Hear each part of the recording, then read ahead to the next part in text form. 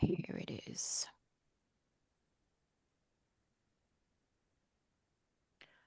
Let me check that I'm sending you the right one with the 3 languages.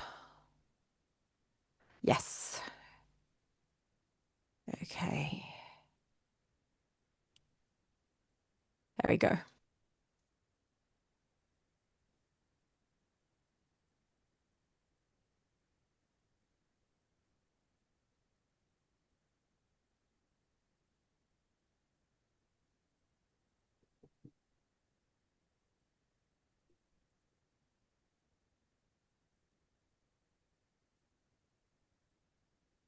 You should see it in your emails.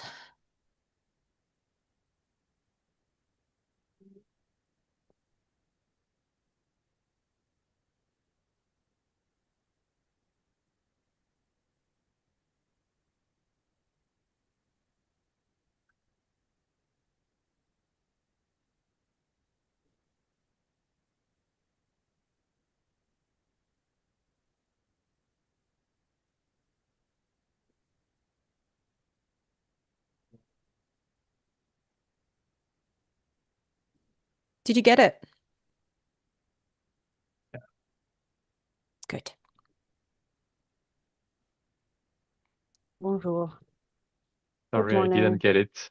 If if that's okay, maybe I can put my email in the chat. Maybe I'm not included in the list.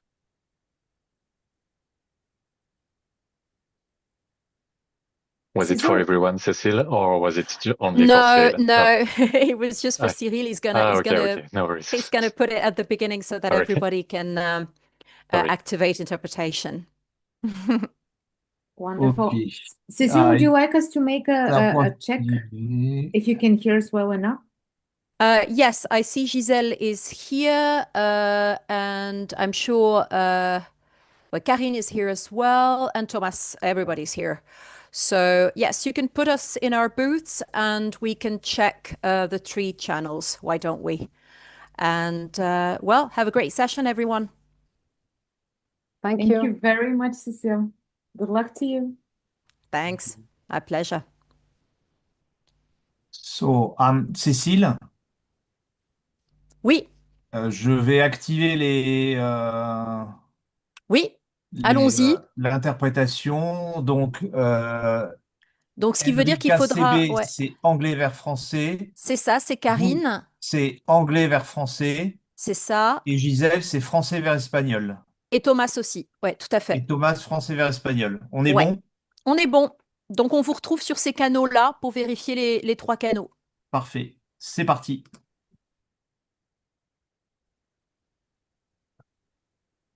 Bonjour. Bonjour. Bonjour. Alors, je teste. Je me suis mis sur le canal anglais. Donc, je parle en français. Hello, Jero. Ouais. Nice to see you. Hi, Cyril. Oui, oui, j'étais sur le canal anglais. Maintenant, je teste le canal français. So, hello, trying to speak in English. Just one thing. We're C'est live parfait, ça streaming on fonctionne. YouTube. Et maintenant, l'espagnol, mais me demandez pas, je ne comprends pas espagnol.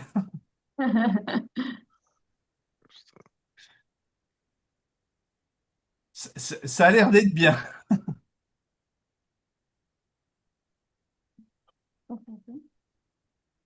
Bon, bah parfait. Just for your information, our meeting right now is being live streamed on YouTube.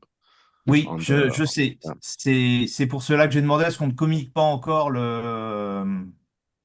l'adresse, Oui. puisqu'on peut, Bah, qu'on communique l'adresse YouTube qu'à partir du moment où on aura ouvert la session, sachant que si jamais on devait dépasser le nombre de participants, les participants ne pouvant pas se connecter auront un message de Zoom les invitant à basculer sur YouTube. Voilà, on a fait un peu de surbooking, on a autorisé 30% d'inscriptions de plus par rapport à la limite du webinaire, en se disant que tout le monde, tous les inscrits n'allaient pas forcément se connecter. Mais si on a vu trop large, à ce moment-là, ils seront rebasculés sur YouTube dans une version malheureusement dégradée, puisqu'il n'y a pas l'interprétation ni la possibilité d'échanger des questions-réponses. Mais bon, les plaintes iront sur le mail de la présidente du comité de liaison, donc Est-ce qu'il y aurait intérêt à qu'on monitore le chat si jamais il est ouvert dans la chaîne YouTube, si jamais il y a des questions intéressantes, alors, pour les partager aux autres et panélistes? pour être très franc, j'ai fait un paramétrage très rapide. Je ne sais pas si j'ai activé le chat ou pas. Je vais vérifier s'il semble activé. Donc, T'as juste pour savoir.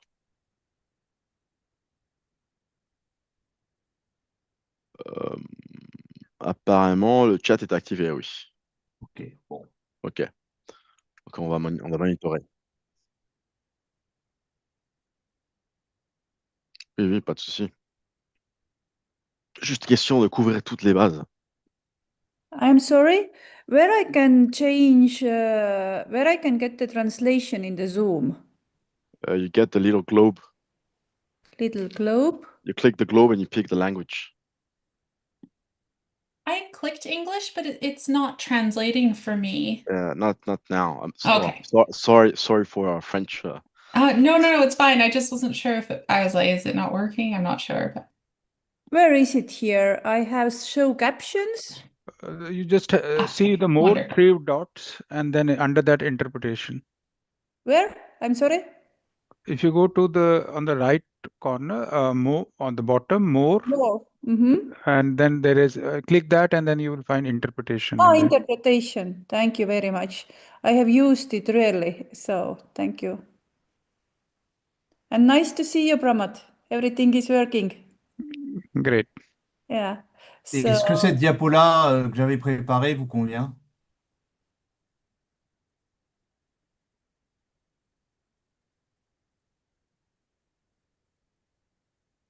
Oui, c'est bon. Je parle pour l'espagnol que je viens de vérifier rapidement. Oui, c'est parfait.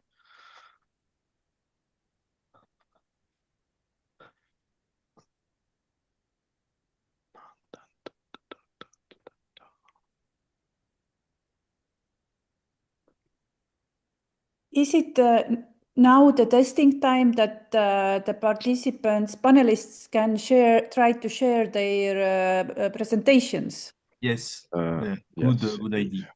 Yeah. indeed. So Gabriela and Diero and Pramod from our pillar, the first pillar, would you please try?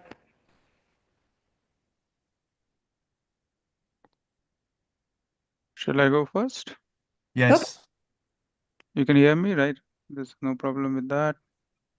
Yes, we hear you. Can hear you well, yes. And Wrong screen, right? Wrong Yes. screen. Just a minute.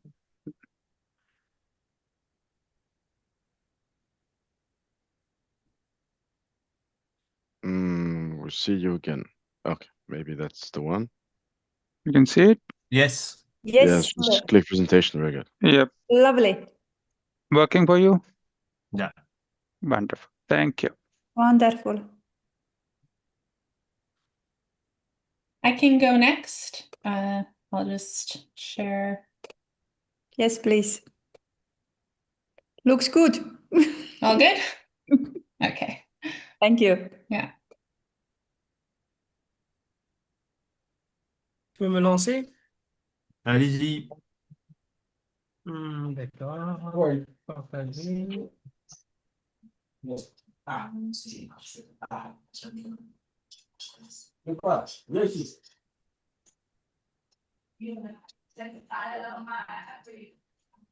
C'est bon? Yes, we see now. Thank you.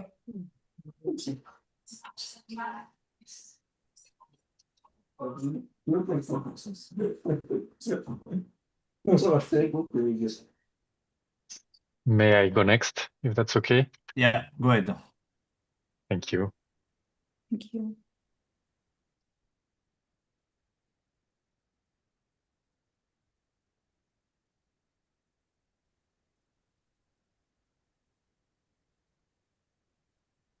Can you see the PowerPoint? Yes.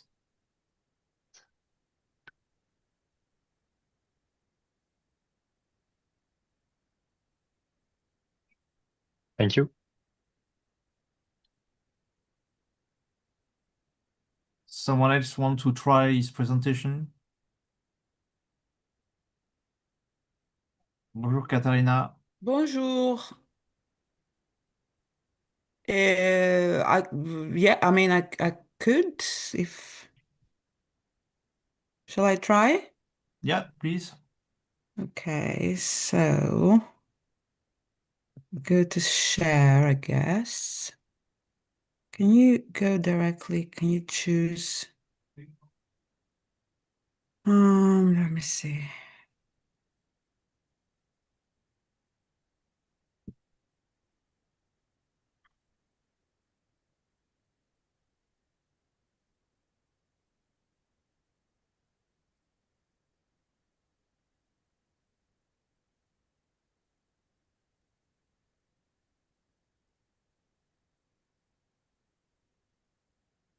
But I don't want to go there. I want to go to the actual presentation, no?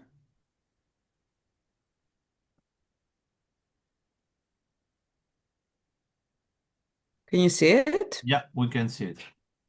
But I'm gonna try to do it a little bit more elegantly when we go live. I'm gonna try to not to go directly into the. If I have it open as a window, normally on Teams you can then choose the window that you want to share. But I don't know because this is Zoom. Well, in the case of Zoom, Caterina, this is Luis Alberto, by the way. Usually, what you need to do is that you need to work with your three screens if you have your laptop as well open, and it's very tricky because you need to have the presentation mode already on one screen, and then directly pick that to share. Otherwise, you get where you are right now and just go straight to the presentation mode, which you can use a short key, which I think is F5. Depends on which language you have. I have it's in English. Unfortunately, I only have the laptop available today because I'm at home. Then just go there and quickly go to presentation mode. Use the key, the F5, for example. It should be F5. Just no, it's not F5. It's not F5. Just wave your pointer above the presentation mode before clicking, and it should tell you. It should indicate you, maybe suggest you what's the shortcut. Okay. Otherwise, be quick with your mouse. Yeah, no, that's fine. If I have this, once it's open on the screen, that's fine. But I was just hoping that I'm gonna try to be a bit quicker to get there, you know?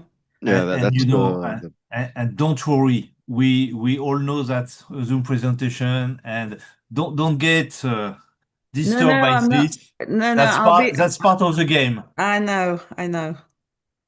Okay, thank you. I promise we won't make any judgment. Thank you. Okay, just for you to know, and especially for the moderators, you are on the back of your screen. You have something called question and responses, and that's something that you should have a look while you are moderating, because the questions from the audience will go through that sections. People will ask questions.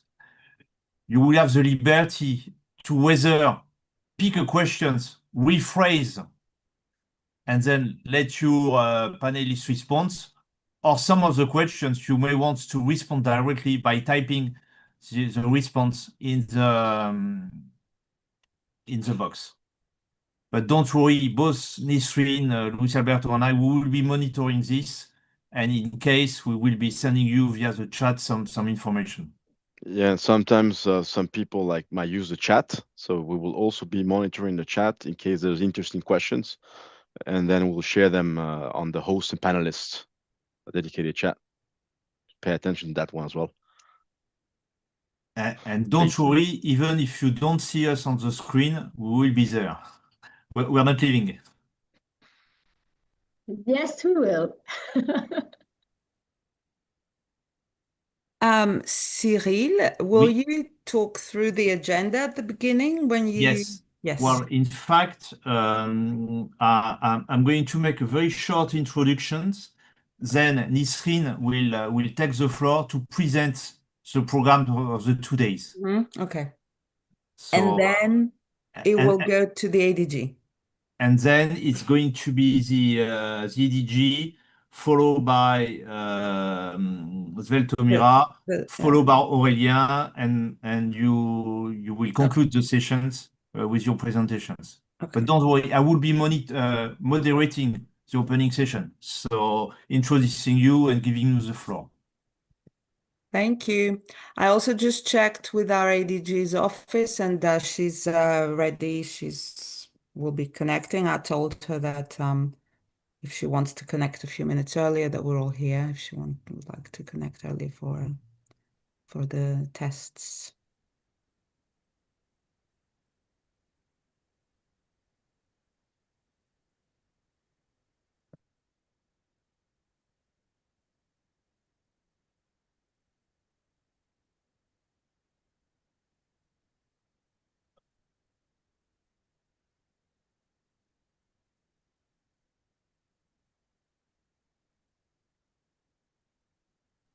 Just a question, Cyril. Yes. And Nisreen, as we go into the panels for the introduction, you had some beautiful graphics with the panelists on it when you had done the social media. Will you be showing those slides as a background as part of the introduction?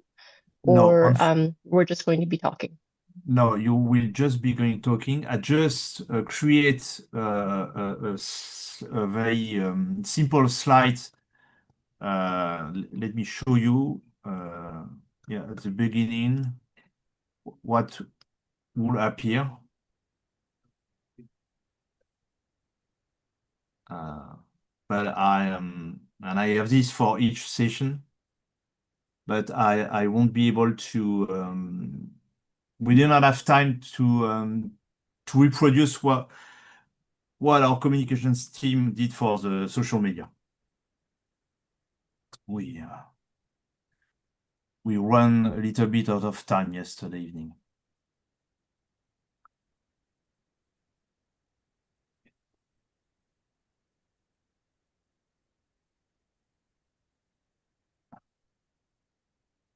Can someone share the form background, please? I haven't been able to find it in my box.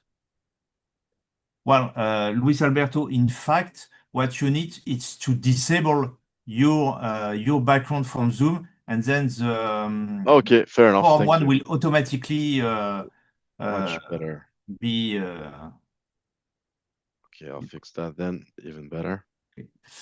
I see we have still 10 minutes. I'm going to leave you for 2 minutes and doing what Gabriel did. Just make me a coffee. But I'm not far. Don't worry.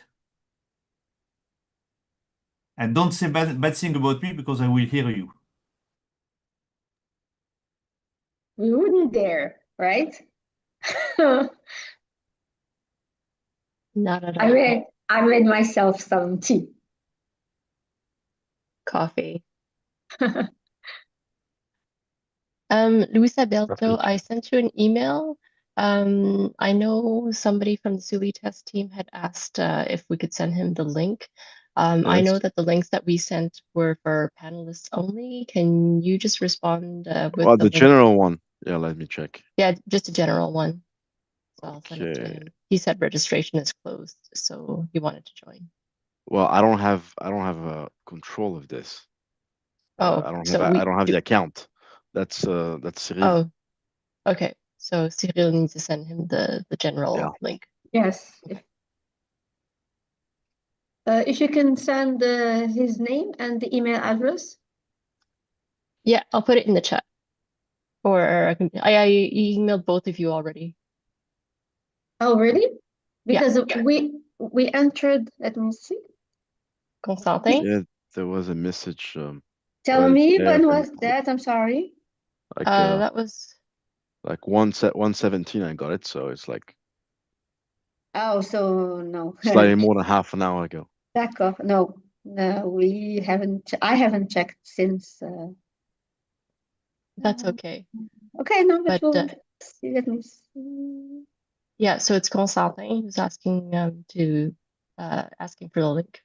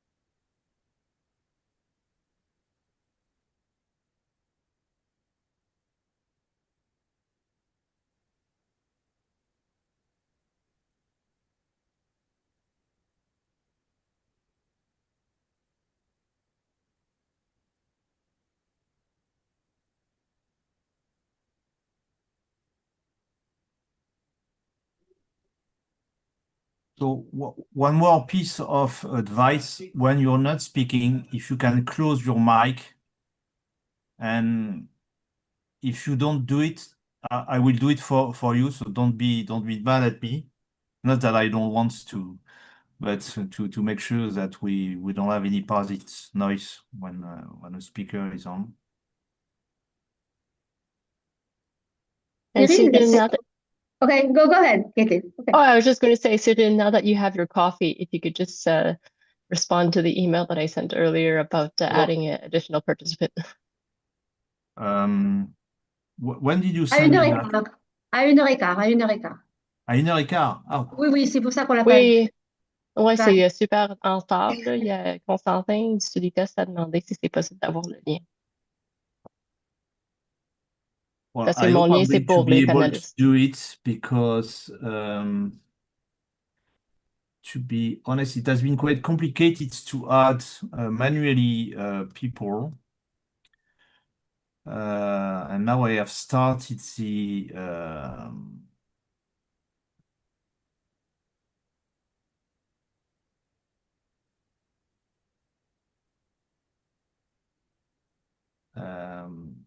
Kathleen, I don't have your email. Alors, c'est vrai que j'ai eu du mal à le retrouver parmi, mais je le forward? Kathleen, can you put me the name and address in the chat? Oui, je vais faire ça, mais oh, oui, c'est beau. Merci.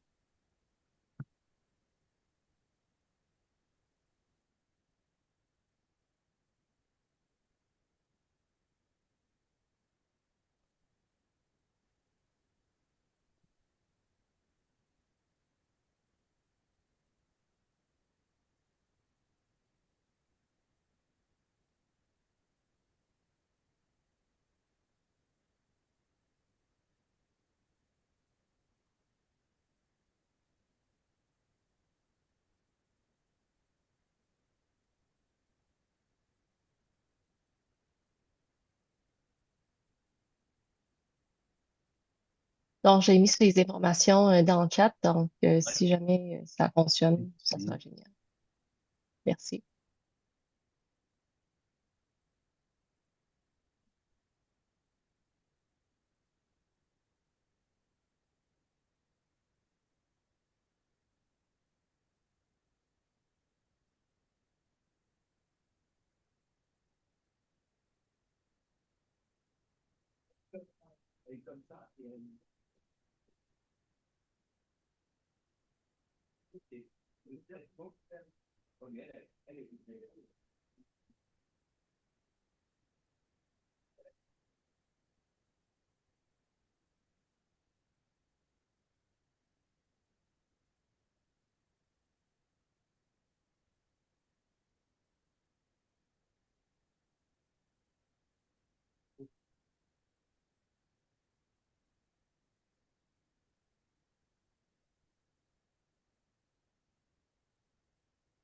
Ok, normalement c'est fait.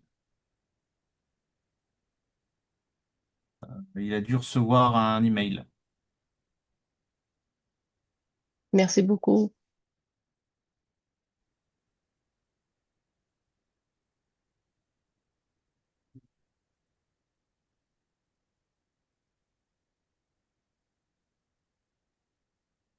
Une dernière question ou interrogation avant que j'ouvre la porte de la salle.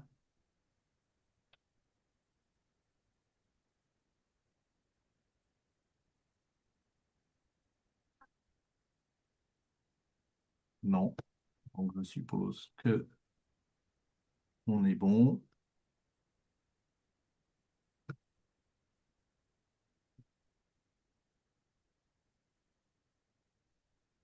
Bien, je démarre le webinaire.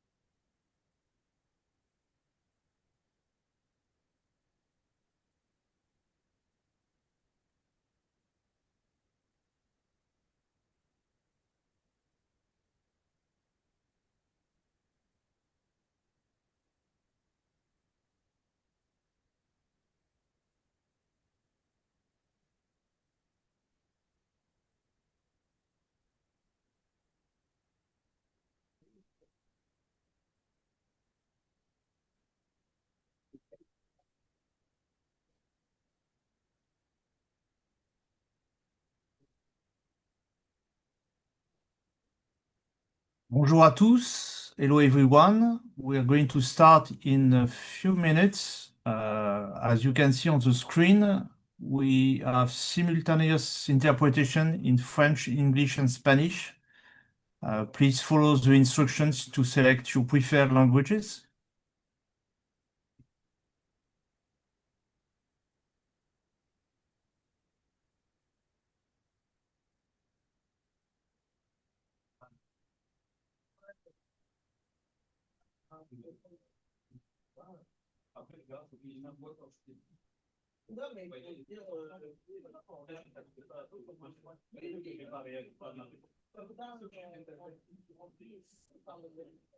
Eh bien, bonjour, bonjour à toutes et à tous, et bienvenue à ce 18e Forum international des ONG en partenariat officiel avec l'UNESCO.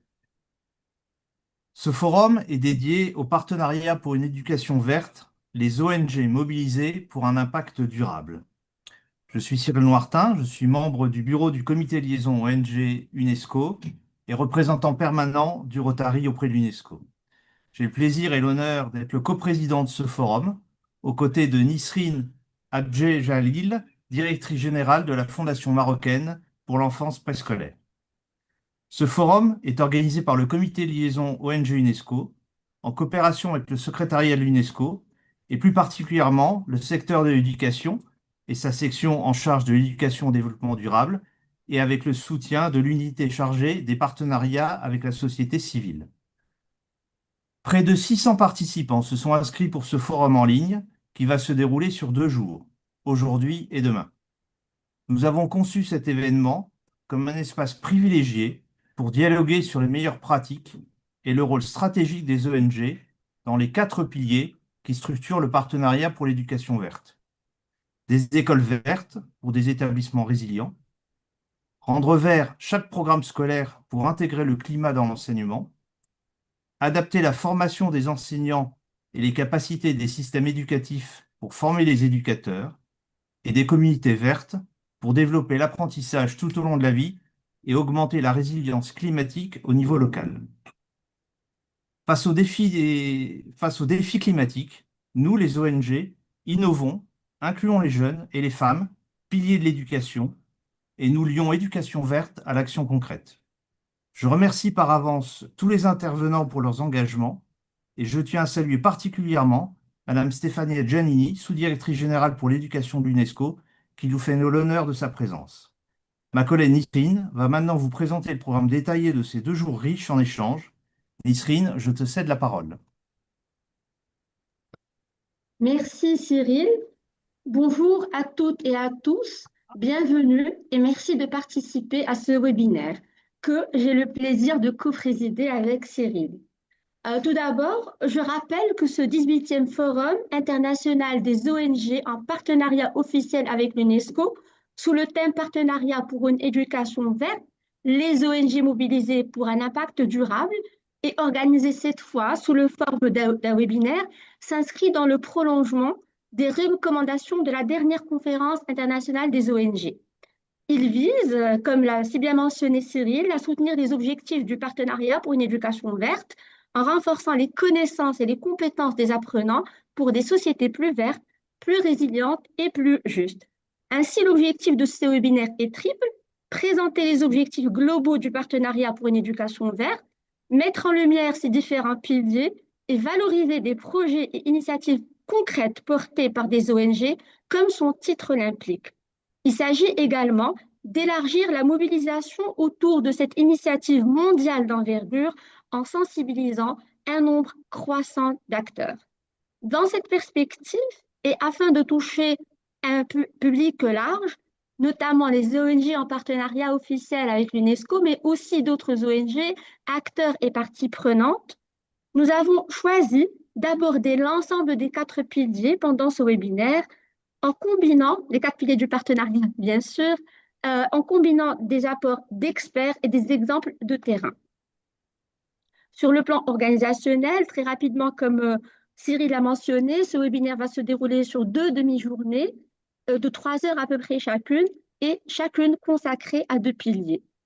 La séance d'ouverture d'aujourd'hui débutera par l'intervention de Madame Stefania Giannini, sous-directrice générale pour l'éducation à l'UNESCO, qui rappellera l'engagement de l'organisation en faveur de l'éducation au climat et, bien sûr, du Green Education Partnership, le partenariat pour une éducation verte. Merci, Madame Giannini, d'avoir accepté de participer à ce webinaire. Nous aurons ensuite le plaisir d'entendre Madame Svetlomira Stoyanova, présidente du comité de liaison des ONG en partenariat officiel avec l'UNESCO, puis une brève présentation de l'outil Task de Subitest consacré à l'évaluation des connaissances en développement durable. Enfin, Madame Caterina Agnanido, spécialiste de programme à l'UNESCO, présentera le cadre général du partenariat pour une éducation verte. En ce qui concerne les différentes sessions relatives aux 4 piliers du partenariat, aujourd'hui, nous aborderons le pilier 1 consacré aux écoles vertes et le pilier 4 consacré aux communautés vertes. Demain, les discussions porteront sur le pilier 2 relatif au programme scolaire vert et le pilier 3 dédié au renforcement des capacités des personnels de l'éducation et nous finirons par une séance de clôture. Quelques éléments logistiques pour conclure. Les séances d'ouverture et de clôture se dérouleront en plein air. Les sessions thématiques auront lieu en parallèle. Chaque session durera 1 heure avec un temps dédié aux questions-réponses qui pourront être posées via la plateforme qui est consacrée. Le webinaire, comme l'a bien mentionné Cyril, se déroule en français, en anglais et en espagnol. Je vous remercie de votre attention et je cède la parole à Cyril pour introduire la première intervention. Merci. Merci Nisrine pour la présentation de ce programme riche. Et sans plus tarder, je vais inviter Madame la sous-directrice générale pour l'éducation, Madame Stefania Giannini, à prendre la parole. Ancienne ministre de l'Éducation et de la Recherche de l'Italie, Madame Giannini occupe la fonction de sous-directrice générale depuis 2018. Figure éminente de l'éducation mondiale, elle apporte une vision stratégique et un leadership dans la coordination et le suivi de la mise en œuvre de l'agenda 2030 pour l'éducation afin de s'assurer que l'éducation reste une priorité absolue dans l'agenda politique mondial. Madame Giannini, vous avez la parole. Merci beaucoup, merci beaucoup. Bonjour à tous et à toutes. Et je voudrais d'abord souligner que nous sommes très heureuses à l'UNESCO de vous accueillir virtuellement dans cet espace de dialogue et d'engagement commun entre l'UNESCO et la société civile dans tous les différents représentants qui participent à ce 18e forum sur un thème, un sujet vraiment très actuel, l'importance de l'éducation pour donner une réponse efficace, une réponse consciente à toutes les questions climatiques, mais comme on y va bien sûr à expliquer, il s'agit d'aller aussi au-delà de cette dimension. Et je voudrais d'abord vraiment très chaleureusement remercier les deux présidents de ce forum qui ont déjà pris la parole et qui ont bien décrit les formats et les objectifs communs. Comme vous savez, l'UNESCO n'est pas nouveau cette approche de coopération avec la société civile.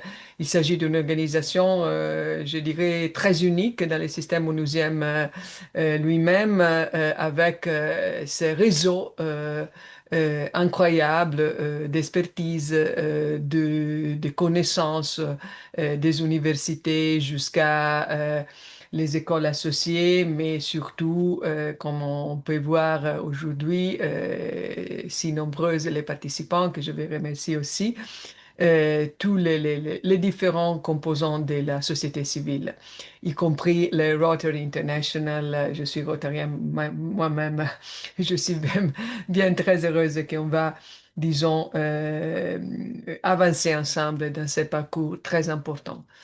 Now, going to the topic we are going to address today, and we are supposed in this couple of days to bring your different perspectives and contributions. Let me bring you to the global perspective that UNESCO is responsible for. As we all know, we are meeting at a very defining moment. The climate crisis is reshaping lives and livelihoods across the globe. No country, no region in the world is, let's say, untouched by this important issue. But as we all know, it's not only an environmental challenge. It's very much a human one. It's very much a topic, a crisis affecting equality, affecting social cohesion, and most importantly, intergenerational justice. That's why young people are so keen to take care of their planet, and they are so keen to be part actively of this movement that we built a few years ago.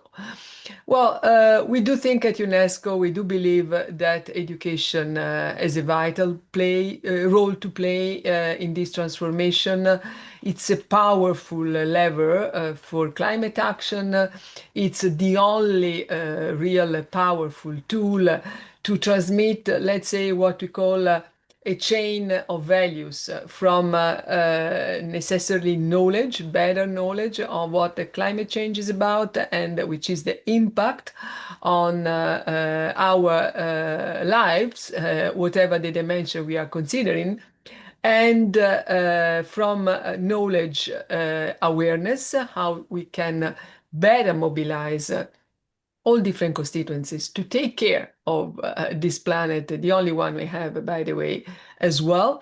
And finally, changing behaviors, because as we all know, governments, political leaders are mainly responsible for big decisions about energy, about, let's say, different forms of industrializations, and so on and so forth. But at the end of the day, all of us as individuals must contribute in our daily life with small things, with small steps to make the future more sustainable, just and peaceful. So education actually empowers all people, young people as well as adult citizens to make informed choices and to support communities in shaping their own sustainable futures. And this is precisely the vision behind the initiative we called, I think inspired a little bit by the discussion taking place since a few years in education community internationally, Green in Education Partnership, an initiative launched almost 4 years ago now in 2022. It was in the context of the UN Transforming Education Summit, a very big, powerful initiative under the leadership of the Secretary General himself and coordinated by UNESCO.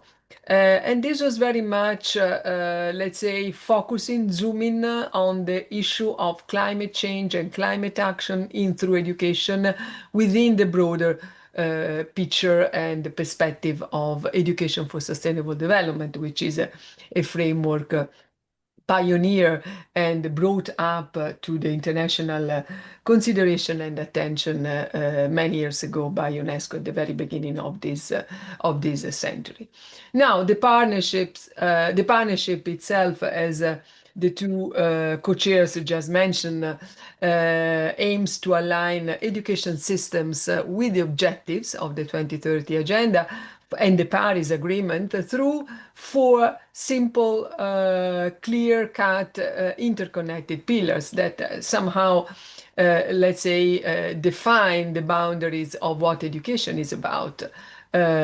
Schools, curriculum, teachers, and communities.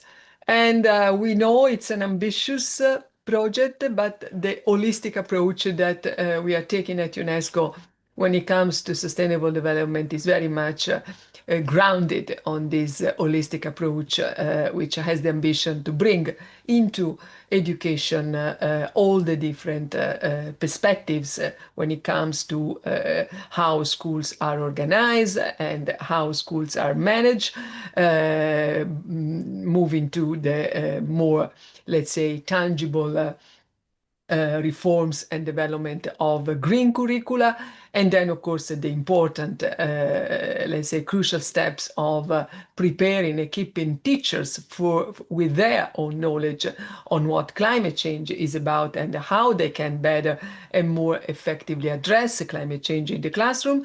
And finally, last but really not least, I'm talking to civil society active representatives and main actors in this process, what communities can benefit from and can bring to the cause.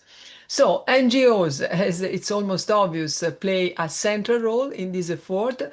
They expand access to education. They can help to address inequalities, foster innovation as well, and most importantly, bridging the gap between policy and practice. That it's always where execution comes and where sometimes they will, so to say, is still around. So now, this initiative has already accomplished a lot since its establishment. I can tell you that almost 100 countries, 97 to be precise, and more than 900 stakeholders are part of it, including diverse and highly engaged community NGOs. And this reflects our firm belief at UNESCO that achieving sustainable impact requires collective efforts, collective action across sectors, across boundaries and regions. And over the next 2 days, I suppose, as the co-chairs invited you all at this forum, we all have, my colleagues who will stay with you, the opportunity to deepen share understanding of the Greening Education Partnership, to learn from concrete best practices that we already identified around the world, around all 4 pillars, and most importantly to strengthen even further and more collaboration among all the partners involved. Once again, this forum has been designed, conceived as a real space for dialogue, as an open space for dialogue. And we do think that it's an important further step to make this green in education the reality for all countries in the world, all children and youth, and really through a different sense of belonging to their community, a different and better awareness of what as individuals we can contribute to the cause. I think will in any case make the difference together. So I thank you so much, and I wish you a very fruitful and pleasant discussion in the coming today and tomorrow. Thank you so much. Over to you back, Mr. Chair. Merci, merci Madame la sous-directrice, et merci pour tout ce que vous faites, vous et vos équipes, pour la défense des droits à l'éducation. Je vais passer maintenant la parole à Madame Sveltomira Stoyanova, présidente de la Conférence internationale des ONG en partenariat officiel avec l'UNESCO, et à ce titre, présidente du comité liaison. Sveltomira est une professionnelle de la gestion culturelle basée en Bulgarie et possède une formation universitaire en économie et en art du théâtre. Elle fait actuellement partie de l'ONG Unima International, la plus ancienne organisation théâtrale du monde. Sveltomira, you have the floor. Thank you very much, Cyril. Good day to everyone. Buenos días, bonjour à tous. Ladies and gentlemen, distinguished colleagues, dear friends, it is a great pleasure and an honor to welcome you to the 18th International Forum of NGOs, organized with UNESCO under the inspiring title Greening Education Partnership, NGOs Engaged for Sustainable Impact.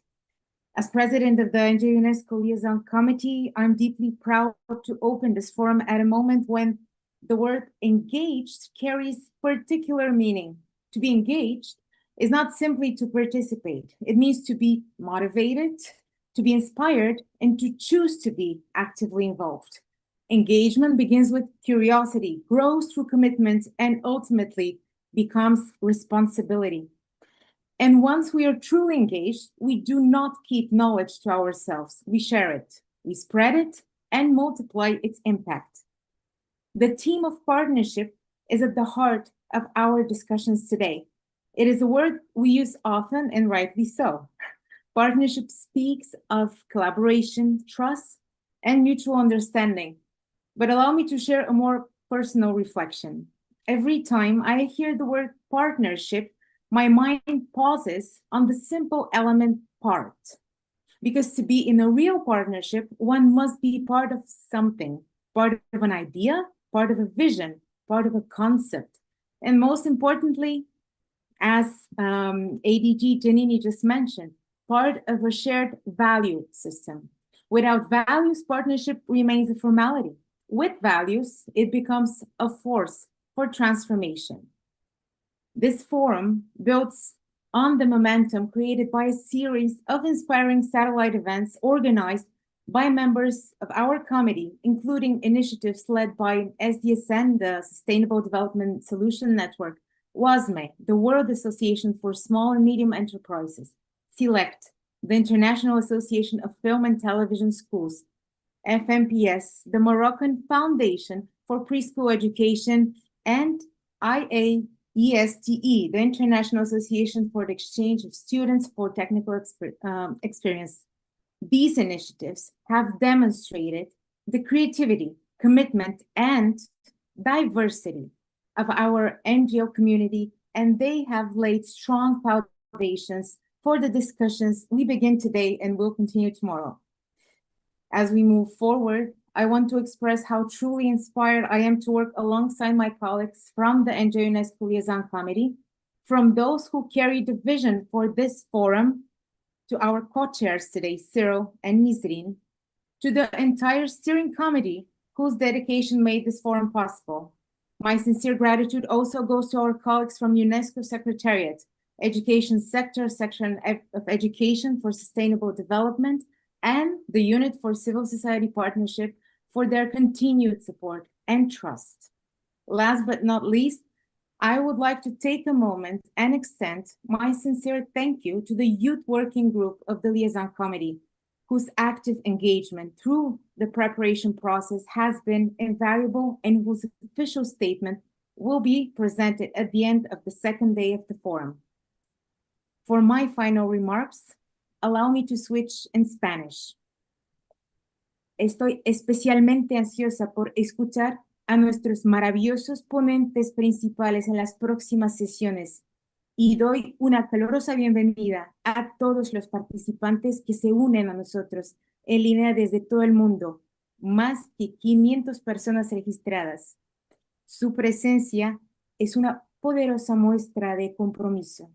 Gracias por dedicar su tiempo no solo a asistir, sino también a participar y espero a colaborar con nosotros en futuros proyectos como parte activa de un compromiso compartido para hacer que la educación sea más verde y así lograr un impacto sostenible.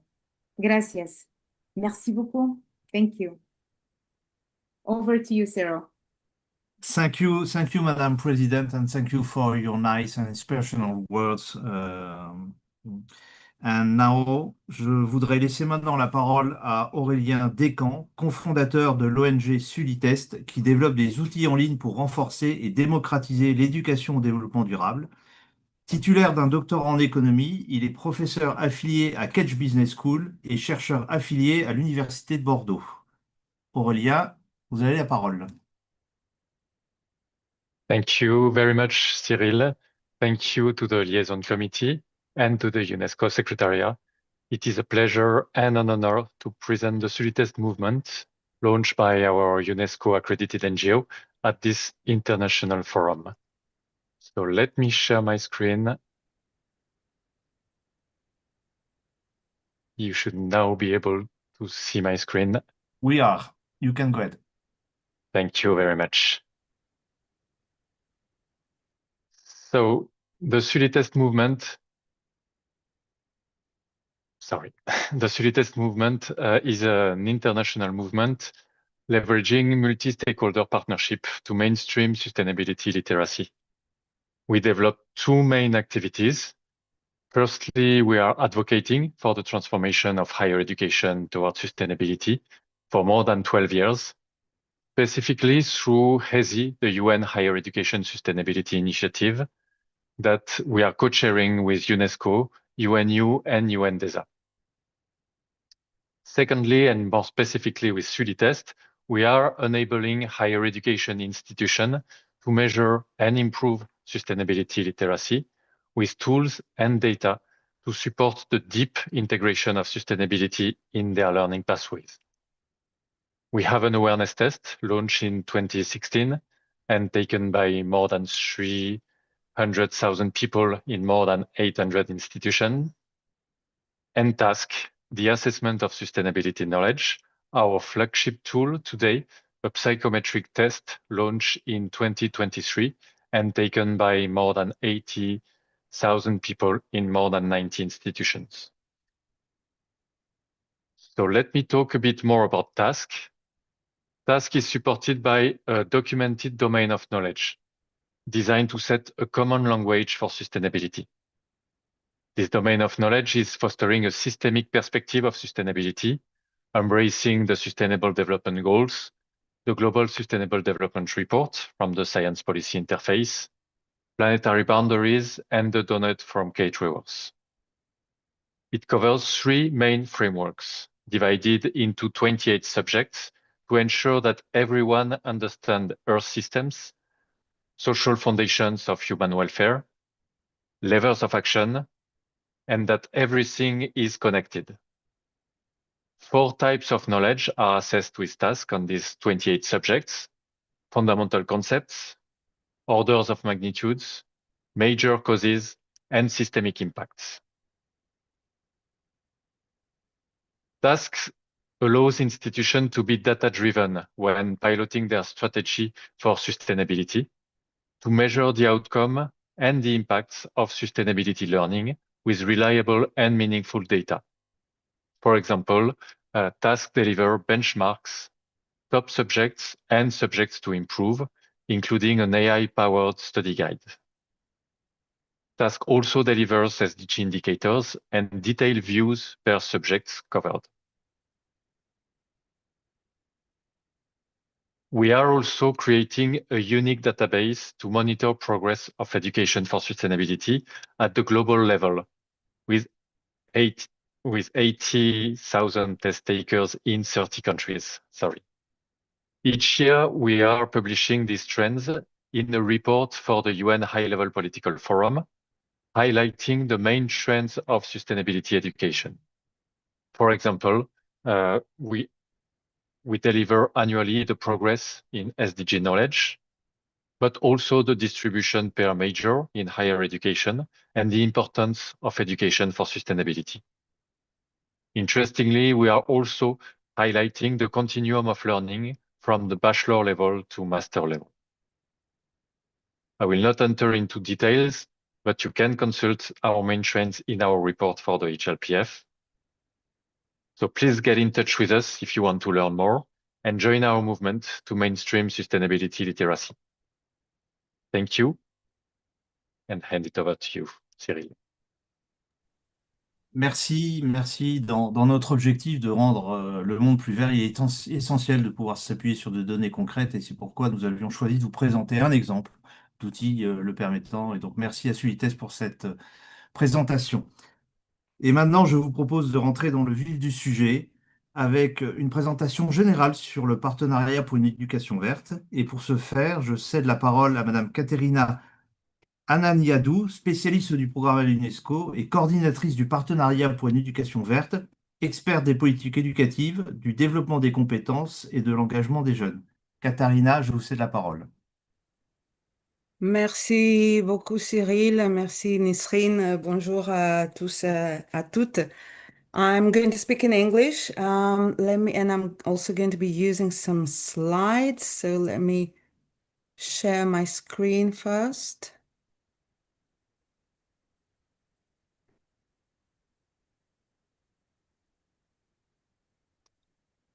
I hope you can see my screen now. Yes, good. Okay, so yes, hello everybody. I'm Katerina Ananiadou. I'm based at the UNESCO Secretariat in the education sector, and particularly in the section for education for sustainable development. So I'm particularly pleased to be here today with you and to engage in the discussion with all of you over the next 2 days.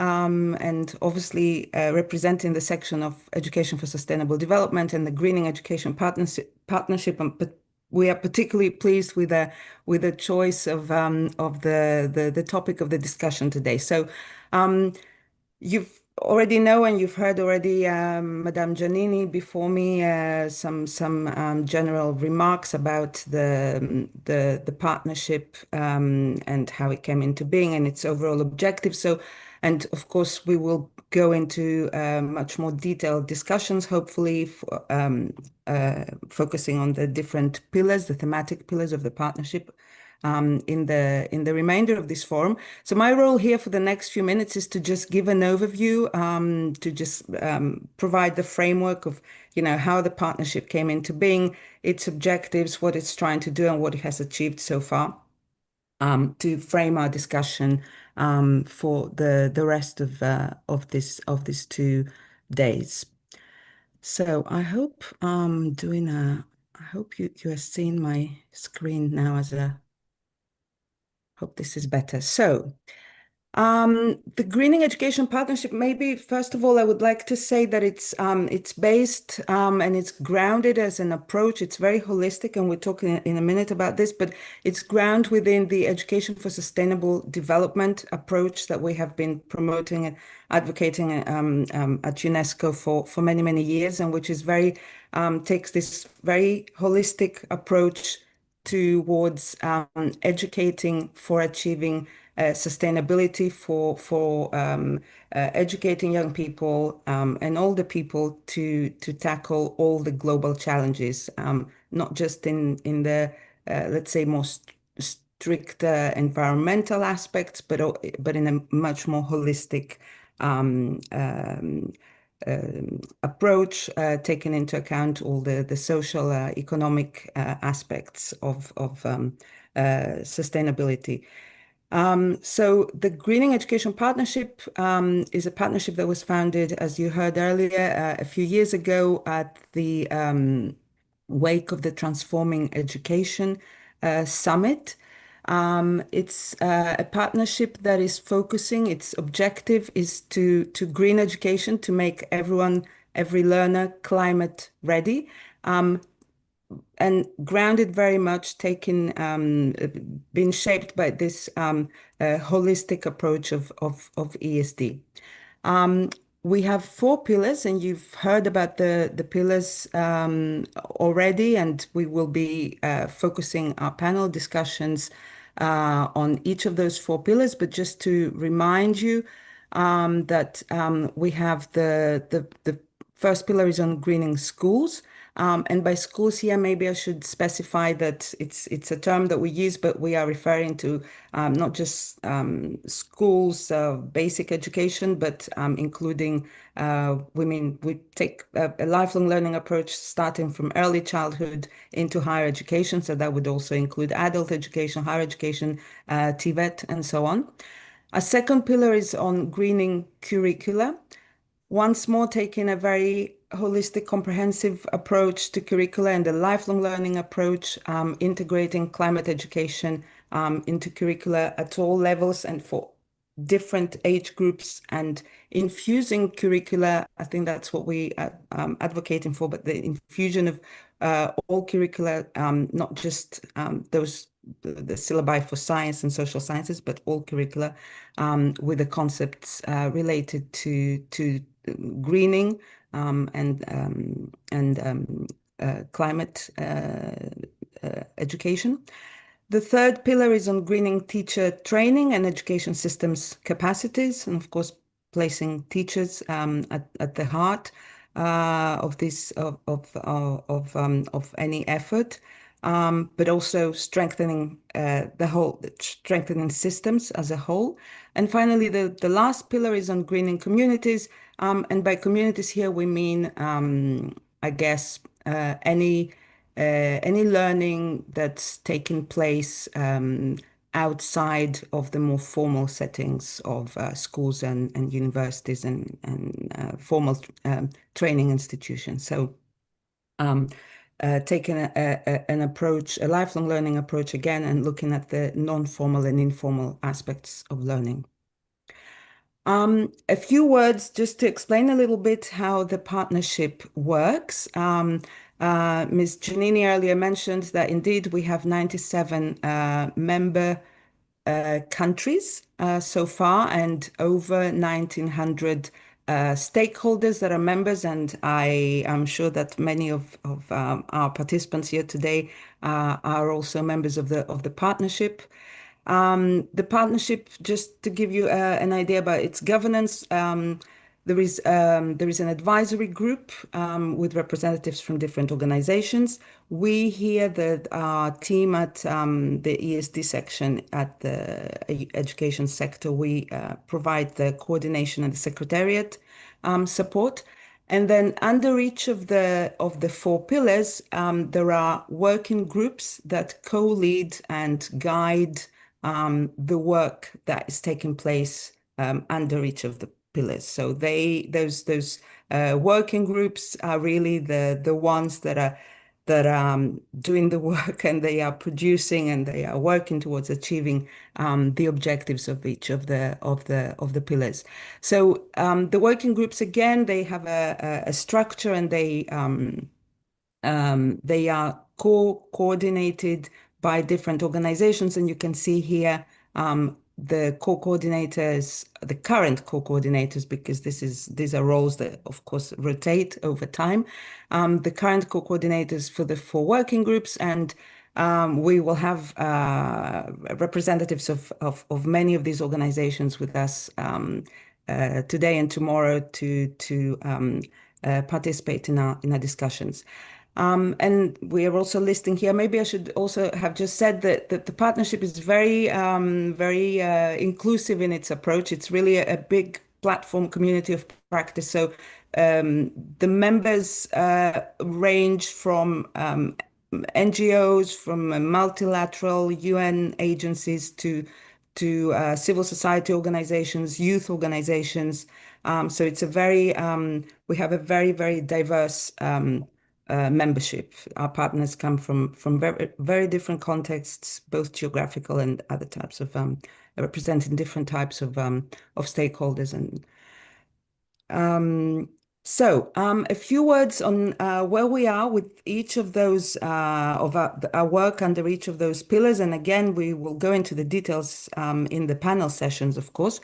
So for pillar 1 on greening schools, or maybe I should start by saying that all pillars have set or are planning to set targets that help us to focus our work and to also measure the impact and the progress that we're making. So for pillars 1 and 2, for schools and curricula, the targets have already been set. So you can see them there. By 2030 for pillar 1, we are aiming to have 50% of schools in each country greened, and I'll say in a minute what that means. Similarly, 90% of countries having green national curricula by 2030. For pillars 3 and 4, our targets are still under discussion, and the working groups are still working in order to define them. And then each of those pillars, as part of their efforts to also support member states and other organizations to achieve these targets, they are producing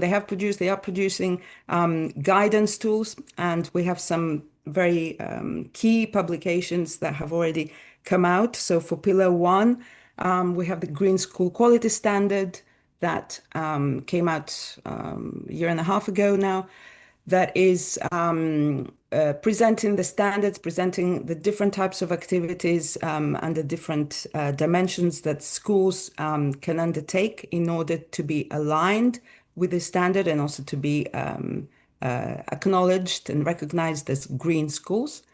For pillar 2, for the curricula, we have the greening curriculum guidance, which again provides guidance, very holistic guidance at a very, it's not a curriculum in itself, it's a guiding tool that curriculum developers can use in order to green their national curricula or the local curricula.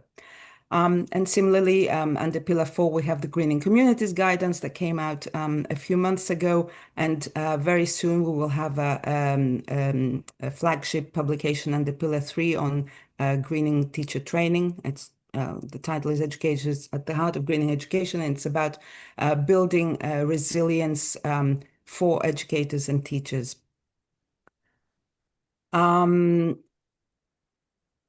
Just before the last few minutes to say that to just flag a couple of other activities that we are working on at the moment with our partners. So in order for to strengthen capacities in our member states and more broadly amongst our stakeholders on particularly on those two documents that I mentioned, the Greening Curriculum Guidance and the Schools Quality Standard, we are currently developing a training course aimed at education policymakers, curriculum developers, designers of teacher training programs around these two guidance tools in order to be able to make it, to fill the gap between, let's say, the tool in itself, which is very comprehensive, but also quite, by definition, very global in its approach, so that it can be more accessible and more easily localized and adapted to their own contexts. So we are in the process of developing this material and aiming to launch at least the first version, the first cohort of trainees being trained later in 2026. Another very important strand of work at the moment, going back to this issue of measuring impact and, of course, accountability. We are developing a global monitoring platform that will enable us. We will be showcasing the data that we collect from our member states on numbers of green schools, on curricula that have been greened, but more broadly, more than that, including impact stories, including case studies, best practices from around the world. And all this information will be showcased in this, what we call a global monitoring platform, and which should be the first phase of which, I should say, should be live very, very soon. A final word, maybe on going back to the objectives of the partnership. I mean, I've already indicated some of the main elements of our work and the achievements of the Global Greening Education Partnership so far. And a very, of course, important element of an objective of the partnership is to advocate for the role of education to address the challenges of climate change. We do that through many different activities. We have a very active capacity development webinar series, for example. But we're also, and the partnership has been always very present since it came into existence at the climate conference of the parties, the climate COPs. So as an example here, we're at the last COP that took place in November in Brazil. We organized a high-level political roundtable dialogue on greening education, where the role of education in climate action was reaffirmed, and also highlighting the key role of the teachers and educators. We always hold the annual meetings of the partnership during the COP. So the third meeting took place at COP 30, and also looking ahead at COP 31, we will continue the same advocacy efforts towards on the role of education for climate action. And also, I think it's something that has been mentioned already in this forum as well, the key role of young people and the active engagement and meaningful involvement of young people. A little bit more, and you have some QR codes here if you would wish to have more information on the partnership and on ESD, our Education for Sustainable Development work from our section. So you have some QR codes that will take you to the relevant pages. And this is us. This is our web page and our contact details. So I'm really looking forward. Thank you very much for this opportunity to just give this very, very quick overview of the partnership. And I hope that we will have time to go into much more meaningful discussion and detailed discussion in the next few minutes. And I will be, of course, present in the discussion, and many of our colleagues and many of our partners are going to be here. So thank you again, and thank you to our two co-chairs, and back over to you, Cyril. Merci Caterina pour cette excellente présentation qui va nous permettre de rentrer sans plus attendre dans le vif du sujet. Ainsi se termine notre séance d'ouverture et je vous propose de démarrer notre première session intitulée des écoles vertes. Pour animer cette session, Madame Siri Tivitz-Putonen, membre de l'ONG BPW International, dont elle préside la commission sur l'environnement et le développement durable. Siri est stratège internationale en numérique et développement durable. Elle intervient à l'intersection de la technologie, de l'éducation et de l'entrepreneuriat vert, aidant organisations et réseaux à bâtir des stratégies systémiques pour une transformation numérique et verte. Son expertise porte sur la mise en œuvre concrète, les collaborations intersectorielles et le renforcement des capacités. Siri, je vous laisse la parole.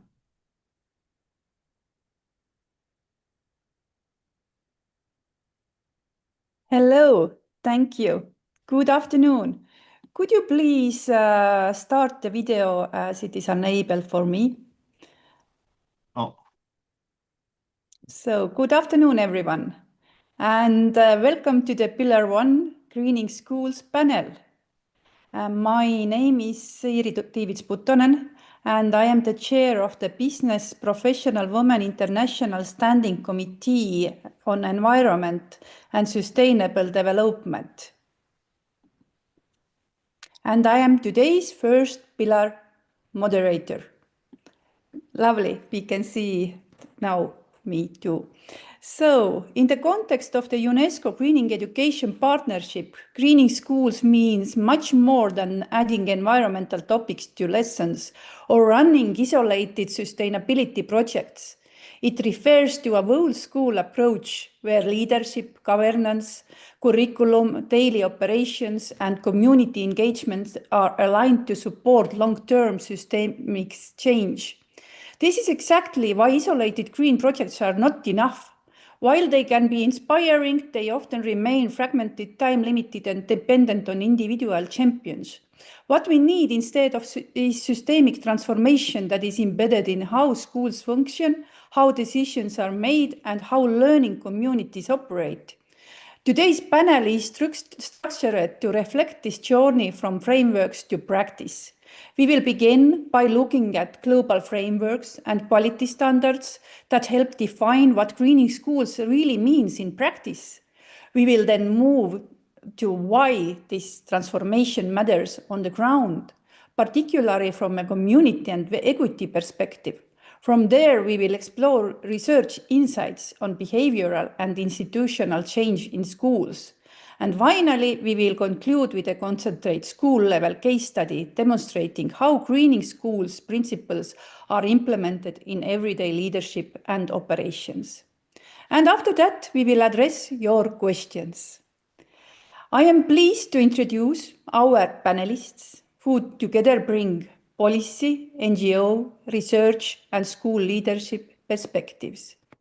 First, we will hear from Dr. Pramod Kumar Sharma, Senior Director of Education and Foundation for Environmental Education, who will share insights on whole school frameworks and quality standards and how schools and NGOs can move beyond isolated initiatives towards structured long-term impact. Next, Yeroser will bring an NGO perspective, focusing on why greening schools are urgently needed, particularly in relation to community realities, equity, and resilience. We will then turn to the research insights with Dr. Gabriella B. Edwards from the University of Göteborg, who will reflect on what research tells us about behavioral and institutional change in schools and the conditions needed for successful implementation. Finally, we will conclude with a practical case study from Liisa Puusepp, principal of Rakvere State Upper Secondary School from Estonia, who will share how greening schools principles are being translated into the day-to-day school leadership and practice. With that, let us begin our discussion by inviting Dr. Pramod Kumar Sharma, Senior Director of Education of Foundation for Environmental Education, to start our panel. The floor is yours.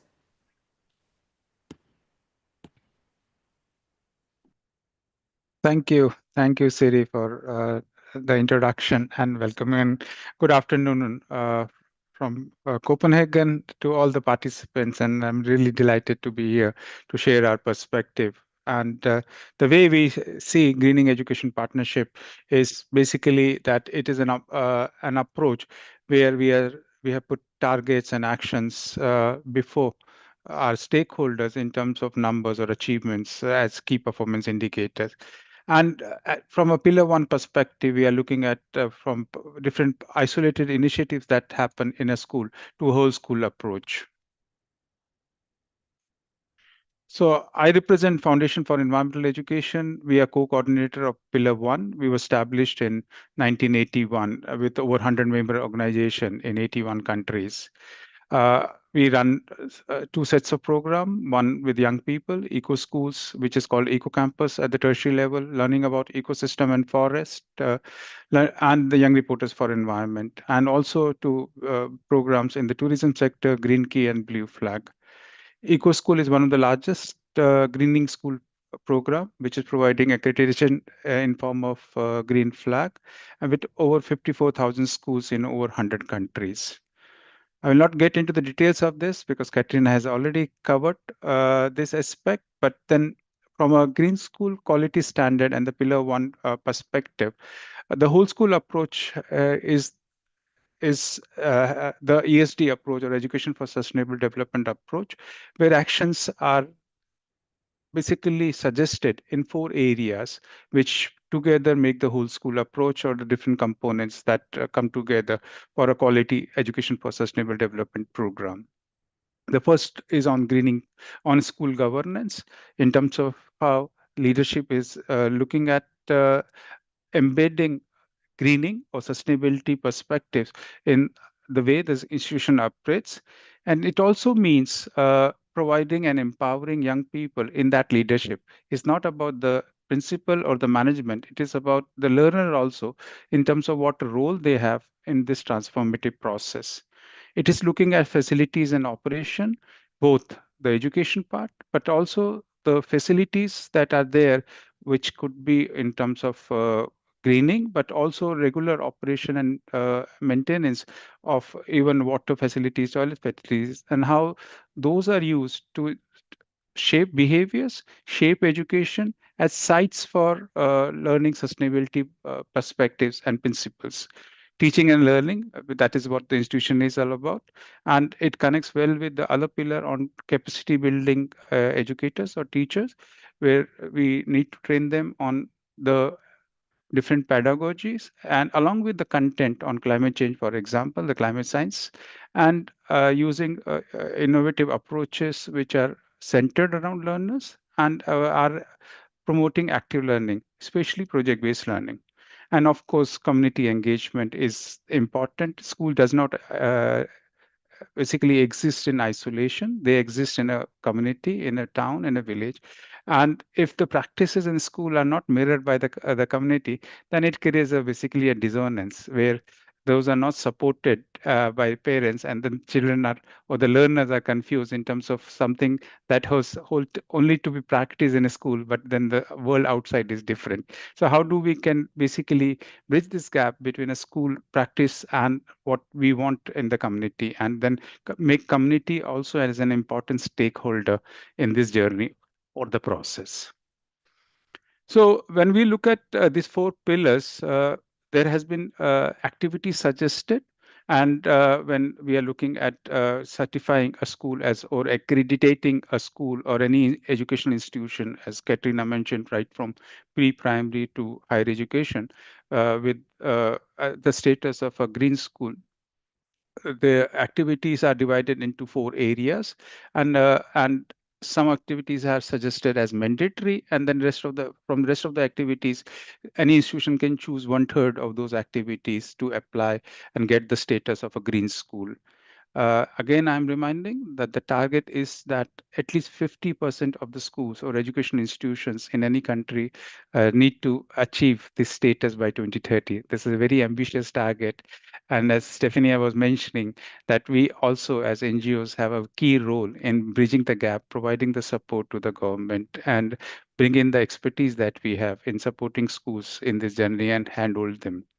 And so school governance is looking at the school vision basically in terms of supporting practices, daily practices, climate proof, basically proofing governance, and then creating a community. Teaching and learning is looking at training and capacity building educators and training them to make sure that ESD is embedded in teaching and learning and not is an add-on subject. That's the idea. It's not creating more work, but it is trying to streamline and making it meaningful. And then hands-on project and pedagogy and how leadership and capacity building can be done or need to be done so that they can engage with the community. Facilities and operations, I already spoke about is in terms of also the aspects related to resilience. Some of our regions in the world are facing the basic disruption caused by climate change, how we can support them, and also the heating or the temperature variance that are there, and how we can continue to provide basic education and how this greening aspects in terms of facilitation operation can support that. And also looking at our consumption within the school in terms of procurement and ethical practices. And then community engagement is looking at working with on climate adaptation, resilience, and reducing our emissions, and taking those projects that are done in the school to the community and making them basically a lived experience of in which the students or learners live. The key principles are basically looking at holistic education, which is a major aspect of pillar, basically SDG 4 on quality education, prioritizing sustainability practice to take climate change out of all the changes, climate change, all the environmental issues, climate change is an existential crisis, and we need to tackle it for now and also for the future, and then promote a sense of responsibility in this process. The way it has to be done is that the accreditation schemes should emphasize that school-based action should not be aimed at aiming at getting the certificate, but is in terms of the process, the quality. In Eco School, you can see on the right side is the 7-step process that we use to guide the project-based learning, which basically supports the whole institution approach, action orientation, and led by students through a plan, do, check, and activate paradigm of bringing about this change. Certification or accreditation within the pillar 1, as highlighted in the Green School Quality Standard, is not seen as a end point of a journey, but it is basically a standard that has to be maintained. And then there has to be a sustained committed to quality. It's not basically a one-time or a lifetime achievement award. It's a continuous process that an education institution need to take. And also monitoring and evaluation. Ultimately, we are trying to bring about an impact. If we are doing a very good process, but it's not leading to any educational outcomes or environmental outcomes, we need to really reflect whether we are doing it in the right way. We need to make an impact on climate change, biodiversity loss, or pollution, which are the 3 important areas of action. And this session is about how these global frameworks are being adapted. So we at the Foundation for Environmental Education through the Eco School programs, and many of our partners have also done this, which are partners in the Greening Education Partnership, is translated them into handbooks that can be, which basically translate this policy document, which can be easily understood by a teacher and a principal of the school. And then tailored around a project-based learning approach, translating those big ideas and big vision into something which can be done at the school level. The other coordinator is Gatteres. With them, we have worked on a new handbook, which is looking at climate resilience and school safety. I think when we were looking at the Green School Quality Standard, we realized this aspect within the ESD doesn't have that kind of attention that it should have. And climate change is there, and adaptation and resilience is important. And many countries, especially Global South, this has become an important area and priority for intervention. These are the two examples of good practices that we have, one from Spain and another from Scotland. So the process the students from Spain took was they identified climate risk and what impact it is having in their community. Then they basically, this is another aspect of quality education, that we cannot expect a teacher or everybody in the school to be an expert. And then they created an opportunity for an external expert to come to their school and address and bring down the knowledge and the gap. And then created those communication material along with SPIT, and then took it to the community and to the city council and created that awareness on what action the community need to take. So something that started in school but went to the entire community. And then the other school in Scotland, which basically asked that what is the problem with our habits and waste, and then they organized themselves as an eco crew and then developed an action plan, implemented that with external partners, because ultimately it's not about collecting the waste, but also making that participate in the process where that waste is handled properly. And in this journey, basically work with stakeholders on these aspects.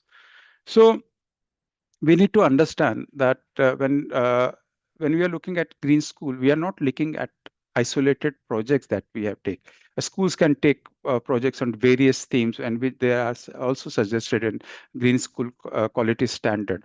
But it is not about delivering activity. It is about delivering a system change, a cultural change in the school, and then through that in the community as such. And different platforms are there where the teachers can engage and understand and be basically a community of practice. Lot of resources are available. We'll be happy to connect with you. You can connect with us, and all resources that you see on the screen are available for free and to any school, any partner, and we'll be happy to help you in this journey to achieve 50% schools with the status of accreditation to be a green school. Thank you for listening, and looking forward to any questions you might have. Thank you, Pramod, for you grounding us in the whole school perspective. Let us now explore why this matters on the ground and in communities. Jero Saar, the floor is yours.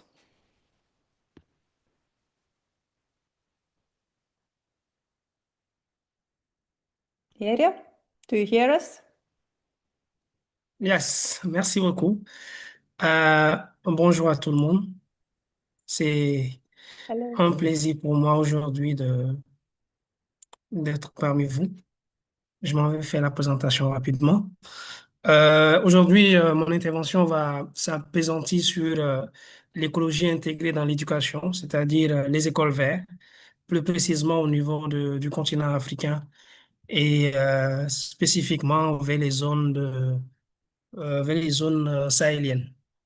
D'après la présentation, je suis Yero Sarr, je suis ingénieur en eau et en environnement, militant pour le climat et acteur auteur au sein de Friday for Future. Rassurez-vous, aujourd'hui, il ne sera pas question de faire une manifestation climatique ou bien quitter l'école le vendredi. Il sera plutôt question aujourd'hui de montrer à quel point nous, au niveau de l'Afrique, on a changé la donne en ne pas déserter l'école, mais essayer de faire de l'école un nouveau facteur, un nouveau pilier pour euh, l'éducation environnementale. Nous allons revenir un peu sur qu'est-ce que une école verte définie par l'UNESCO, afin de faire comprendre qu'il ne s'agit pas simplement d'introduire des cours sur l'environnement, mais il s'agit plutôt d'une structure bien définie. Et de par ces quatre piliers définis par l'UNESCO, on se rend compte que l'école, en plus d'intégrer les programmes éducatifs, que ce soit des cours sur l'éducation, sur l'écologie dans le cursus scolaire, Il est question aussi de promouvoir les initiatives et les politiques durables. Il est question aussi d'intégrer les communautés dans la meilleure gestion des écoles et de permettre à avoir un accès à de l'eau, à l'énergie, à des déchets qui sont recyclés à travers un système bien défini. Au vu de la situation au niveau du continent africain, on se rend compte qu'il y a plus de 242 millions d'élèves qui sont touchés à travers le monde, c'est-à-dire approximativement entre 7 élèves en croix à l'UNICEF. Et en Afrique subsaharienne, 107 millions sont déjà déscolarisés et 20 millions supplémentaires menacés dans les années à venir. Et cette déscolarisation est due en grande partie euh, par par des difficultés liées au changement climatique. Elles sont parfois liées à des vagues de chaleur qui peuvent avoisonner parfois les 40-45 degrés dans certaines zones. Et parfois aussi, les écoles sont obligées de décaler leur système, de décaler leur timing du fait des inondations qu'on enregistre parfois. Ça, ce sont des données qui sont estimées à 10% d'années scolaires perdues selon la Banque mondiale. Et les 13 pays qui sont les plus vulnérables face à cette catastrophe-là se retrouvent en Afrique, plus précisément en Afrique subsaharienne. En ce qui concerne le Sahel, pour le Sénégal et les pays qui sont voisines, on constate que les températures sont en train d'aller vers des proportions disproportionnées. Nous sommes à 40 degrés Celsius dans certaines zones. C'est ce qui peut entraîner des pertes de concentration et parfois même des maladies dues à des coups de chaleur excessifs. Les écoles sont inondées à certaines saisons hivernales, ce qui fait qu'on est obligé de suspendre les cours et de revenir dans une zone, dans une période où où l'eau aura descendu. Il y a aussi un problème qui est vraiment aussi crucial, c'est le fait que les filles, les jeunes filles sont le plus impactées en réalité, vu qu'elles doivent aller chercher de l'eau et cela ne leur permet pas de pouvoir se concentrer réellement à suivre les cours. Le matin, avant d'aller au cours, il faut aller chercher de l'eau. Le soir, à la descente, il faut aller chercher de l'eau. C'est difficile pour elles de faire leurs devoirs à la maison. Et parfois aussi, l'école se retrouve dans des périodes menstruelles. Il est difficile d'avoir accès à de l'eau, ce qui élève le taux d'absentéisme. Il y a aussi, je vais quand même pas faire un cours d'agriculture ou bien d'hydrogéologie, mais on sait bien que lorsqu'on parle de sécheresse, il y a des impacts sur les cultures. Pour les grands pays africains, c'est-à-dire les pays les plus pauvres, il existe un système d'agriculture qui est basé sur des saisons hivernales. On attend de la pluie pour qu'ils puissent avoir pour qu'ils puissent avoir de l'eau afin qu'on puisse faire pousser nos cultures. Et les cantines scolaires, la plupart du temps, dépendent aussi de ces cultures-là. Donc, on se retrouve dans une insécurité alimentaire qui est présente et les écoles, elles, les enfants se retrouvent à aller à l'école le ventre vide.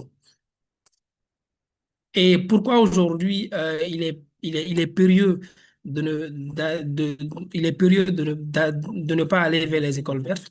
On constate que ignorer l'intégration écologique dans l'éducation mène à des conséquences graves à long terme, perpétuant la vulnérabilité et l'inégalité. Il y a une consommation qui est linéaire. Les élèves sont formés à la consommation et non à la résilience. On sait tous qu'aujourd'hui, on a besoin d'une transition. Il est impératif aujourd'hui que dès le bas âge, on impulse au niveau des enfants l'envie de vouloir, ou bien les réflexes de pouvoir faire face, de pouvoir euh, faire face à ces défis climatiques que nous sommes confrontés aujourd'hui. Il y a une augmentation des abandons scolaires. Il y a plus de 20 millions d'enfants supplémentaires en danger en croix à l'UNICEF. Il y a une inégalité qui est amplifiée. Les populations rurales, celles qui se retrouvent hors des villes, se retrouvent dans des situations de plus en plus déplorables. Elles sont pauvres et les filles sont les plus exposées au choc climatique. Nous avons aussi un système qui est passif, une institution qui est passive. Les écoles restent vulnérables au lieu d'être des centres de résilience. Les écoles, elles se contentent seulement de donner les cours vu le programme qui leur sont donnés, alors qu'aujourd'hui, on a besoin qu'il y ait des réformes qui vont permettre à ces enfants-là de pouvoir développer des aptitudes et faire face à ces difficultés-là, comme je l'ai dit tantôt. Et il n'y a pas de solution durable, c'est ce qui fait que les approches descendantes échouent sans appropriation locale. Euh, Pourquoi aujourd'hui l'impératif d'aller vers l'école verte encore une fois de plus? L'école verte aujourd'hui est un multiplicateur d'impact écologique. Et à travers, on l'a expérimenté. Merci. Et on s'est rendu compte qu'à travers des programmes où l'enfant était mis en tant qu'ambassadeur, il se retrouvait à influencer 5 à 10 personnes de sa famille. On le voit quand l'enfant vient à l'école et quand on lui dit qu'aujourd'hui, certains déchets doivent être mis dans cette poubelle, l'enfant arrivé à la maison a tendance à vouloir reproduire cela. Je crois que j'ai pas encore d'enfant, mais je pense que les parents ici présents pourront le témoigner. Quand l'enfant apprend quelque chose de nouveau à l'école, toute la soirée, il ne parle que de ça.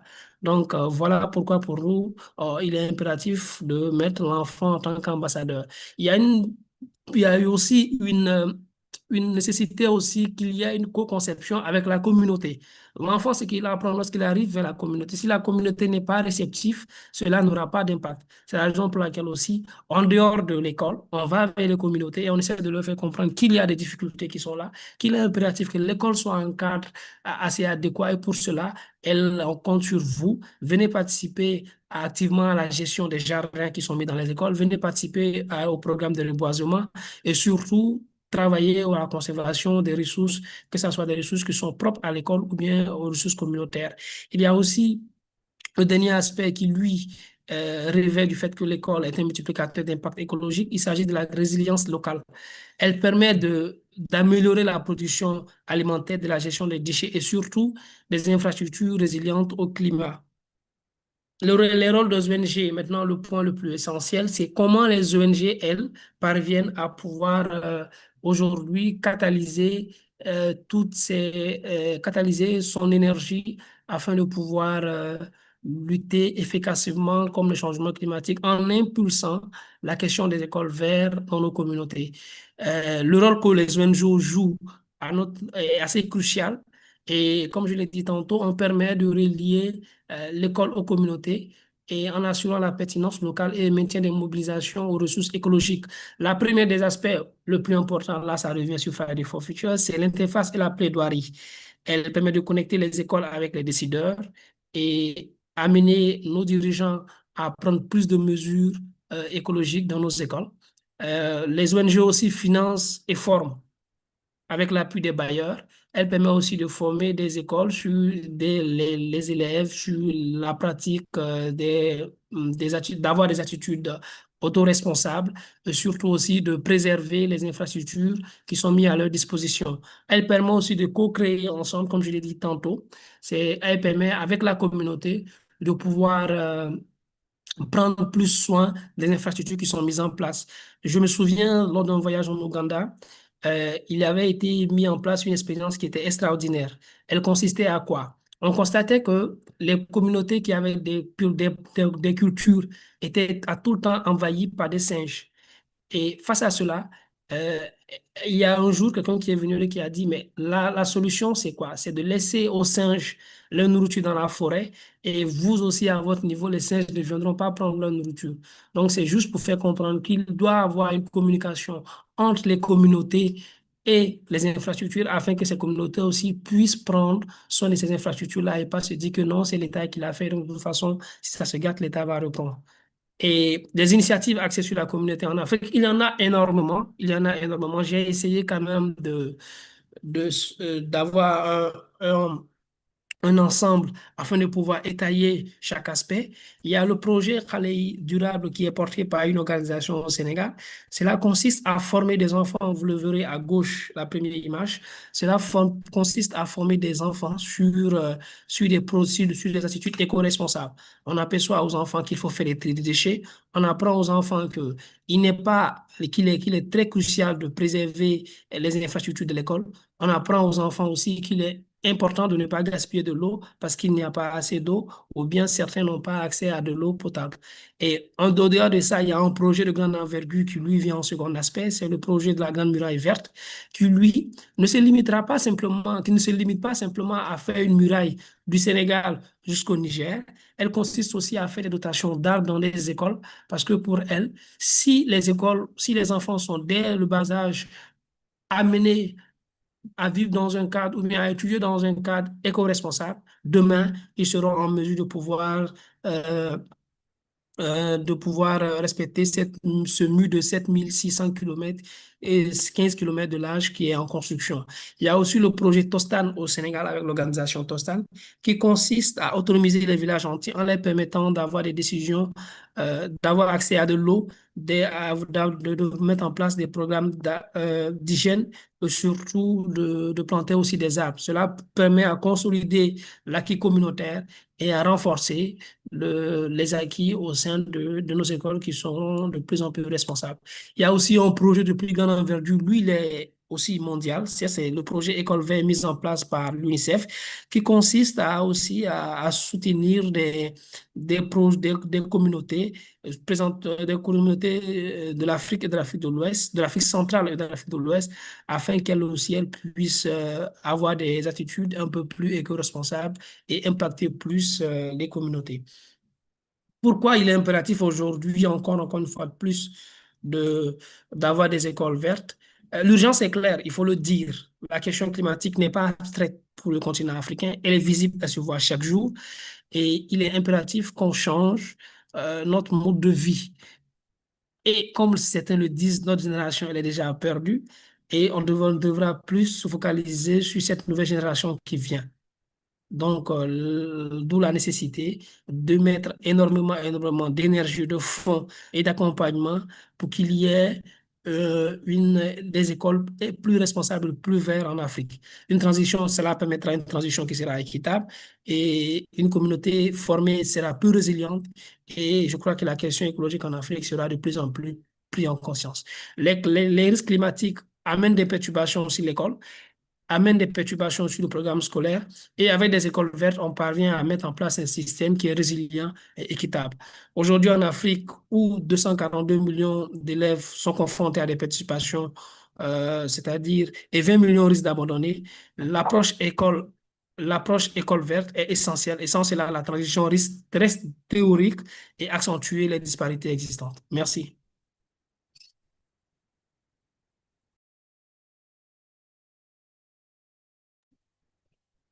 Thank you, Yero. You highlighted urgency and equity very clearly. So let us now look at what research tells us about what actually enables change. And I would like to invite Dr. Gabriele B. Edwards, researcher at University of Göteborg, to share her insights. Great. Hi, can you hear me? Yes. Perfect. Thank you so much for having me. I'm very excited to be here. And thank you for my fellow panelists for their great presentations so far. I'm Gabrielle Edwards. I'm a researcher at the University of Gothenburg in Sweden, and I'm going to be sharing research insights for strategies for success for implementing whole school approaches. Trying to translate that research into kind of practical ways that schools or NGOs or people working on the ground can use this information. Not to bring it up again, but we're talking about a whole school approach, and I just wanted to quickly revisit the 4 components because they're kind of central to my presentation and really highlight how I really like this visualization of the whole school approach because it highlights how the 4 different components are very interconnected and that you can't just focus on one component within a school. You need to focus on them all. If one part of the diagram is working correctly, but the others are maybe not working towards that goal of greening a school, then it can actually totally stall the progress of what you're trying to do, and your initiative won't be successful. So this really highlights how a whole school approach is trying to create a web of consistent experiences for students and really align what's taught in the formal curriculum with what is communicated with the wider school and community. So I'm going to go through quickly these 4 elements with some practical strategies for what can help a whole school approach succeed in practice.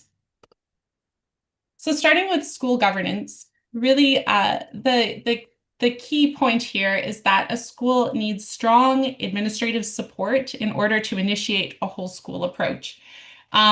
As Pram had mentioned, there are many greening initiatives, and often these are thought of as whole school approaches, but it's often one school or green champion initiating something within a school. And these are amazing people, often teachers who have a real passion for what they're doing. But once that teacher either burns out because they're doing a lot of work or leaves the school, it leads to the initiative ending. So it's not a very sustainable approach. Therefore, ensuring that you have strong administrative support at the beginning of trying to implement a whole school approach is really needed, and having a team of people working on this goal. One thing that can help this is really thinking about the values of your organization. So ensuring that sustainability is embedded within those school policy documents, and it's consistently communicated through, for example, communication that's sent home to families, or documents that are communicated within the school to students. And as was previously mentioned, it's really important to have students as part of the governance structure of a school, and making sure that it's meaningful inclusion, where their perspectives are prioritized and taken seriously. Moving on to the facilities and operations aspect of the whole school approach. Something that's very important to consider here is the hidden curriculum of the school. And all that means, the hidden curriculum is the unpublicized features of school life. So this is messages that are not formally taught to students, but are communicated to them either intentionally or unintentionally through the way a school operates. So for example, if the formal curriculum is concerned with climate change, is that reflected in the way energy is used in the school? Or if students are learning about active citizenship, are they encouraged to become involved in decision-making within the school? If students are being taught that sustainable actions are important, but then adults in the school and in their life are not implementing those actions, they actually may come to understand that saying you care for the environment, but then not doing anything about it, is normal adult behavior. And that's not something we want. And the whole school approaches can help kind of break this cycle and have consistent learning for students in all areas of their life. When Howard mentioned, like, school infrastructure is an important part of this component. And I just want to highlight how this can sometimes feel overwhelming because, you know, maybe you're in a really old school building, and when you think of a whole school approach, maybe you're envisioning this amazing eco school in the rainforest. And that seems impossible. So it can be one of the harder aspects to start with if you're trying to implement a whole school approach, as sometimes regulations or municipal policies can make it difficult to actually change the infrastructure. For example, one school I worked with was trying to build an in-ground garden, but their maintenance team said they weren't allowed to do that because it would be too hard to mow the lawn around it. So they ended up having to have like a concrete block with a garden bed, which wasn't what they wanted, but they kind of had to work around these regulations that existed. And I also wanted to point out that sometimes there are these flashy kind of green tools or infrastructure that comes up. It's normally really high tech, and it seems like a great thing to implement in a school setting. Although it can be a good tool, it's important to consider your context and whether this will actually meet your school's goals, because sometimes these high-tech tools can be very expensive, actually require more time to run them than it might seem at the onset, and can require kind of high levels of expertise to continue maintaining this high-tech tool. So sometimes when schools try to implement this, it's used very minimally and then kind of put in the basement. So just make sure if you're investing in some type of tool or infrastructure for your school that it's something that's going to be sustainable and benefit many students within the school. Then thinking about teaching and learning, first, just a couple pedagogical strategies. I think Hammond also mentioned them, but experiential place-based learning is a very effective strategy for engaging students in education for sustainable development. And specifically having student-led learning where they're engaged in locally situated actions. So identifying local problems and then taking action on those. Sometimes when climate change is communicated, it's talked about as this thing that's far away, using images like polar bears and melting ice caps. But using that type of imagery actually makes climate change feel very far away in terms of time and space, And it's difficult for students to see their own role in addressing these issues, and it can lead to increased levels of climate anxiety. So by taking action at the local level, it can lead to students being able to see positive, practical changes that they can make. It's important, as is mentioned, to integrate learning cross-curricularly, but I also wanted to mention that, talking about climate change and environmental education is a very emotional topic, both for educators and students. And research shows that it's very important to acknowledge these emotions that come up and leave space for them for your students to be able to experience them. And allowing the space can lead to more positive outlook for the future for students and them being more willing to engage in sustainability actions in the future. And also the way that climate change or environmental issues are communicated is important.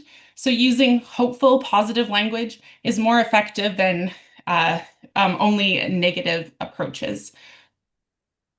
And then finally, community and familial engagement.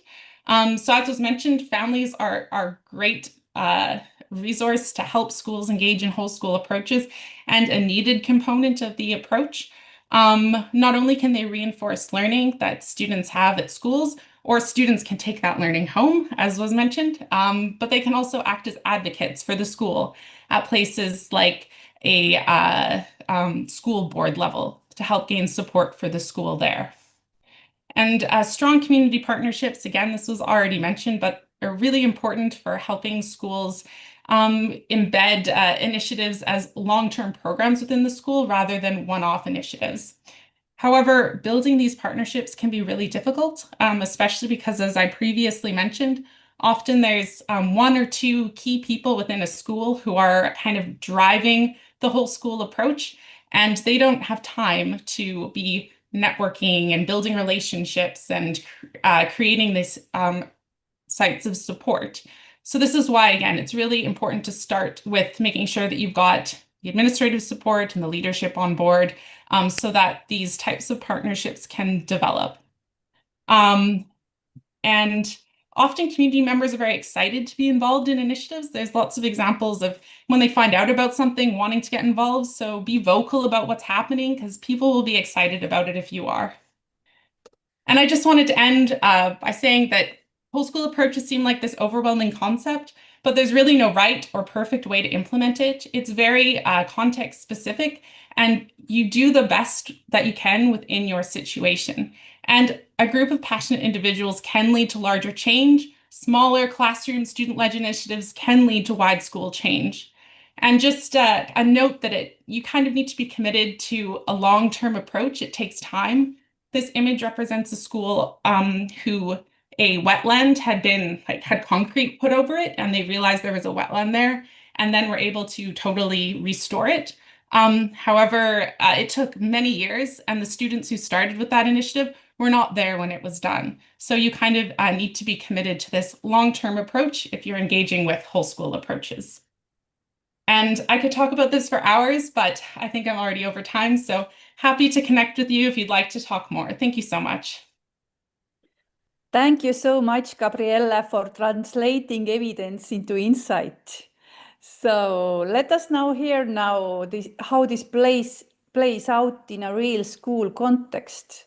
I would like to invite Liisa Puusepp, principal of Rakvere State Upper Secondary School from Estonia, to share a case study from school practice.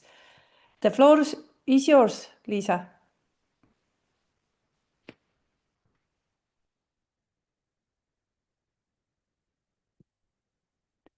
Please unmute yourself.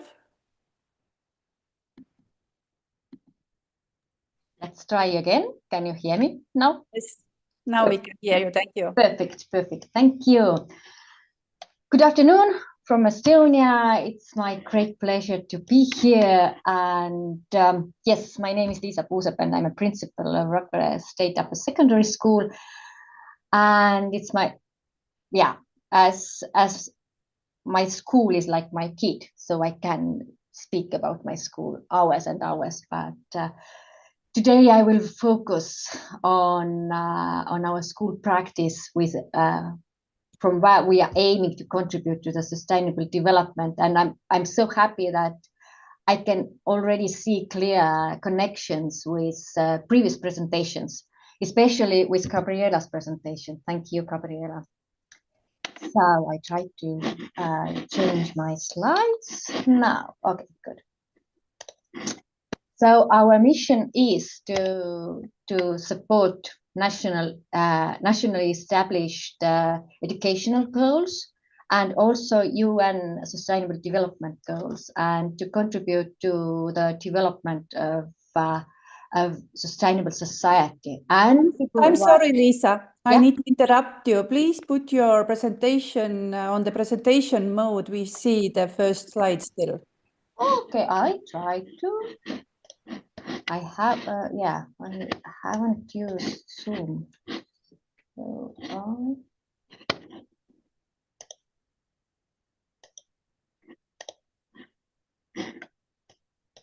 now you can see? No. No, still no. Maybe close it and share it again.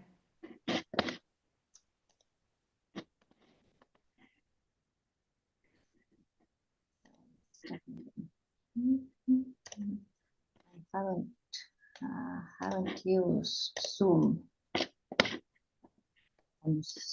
Now?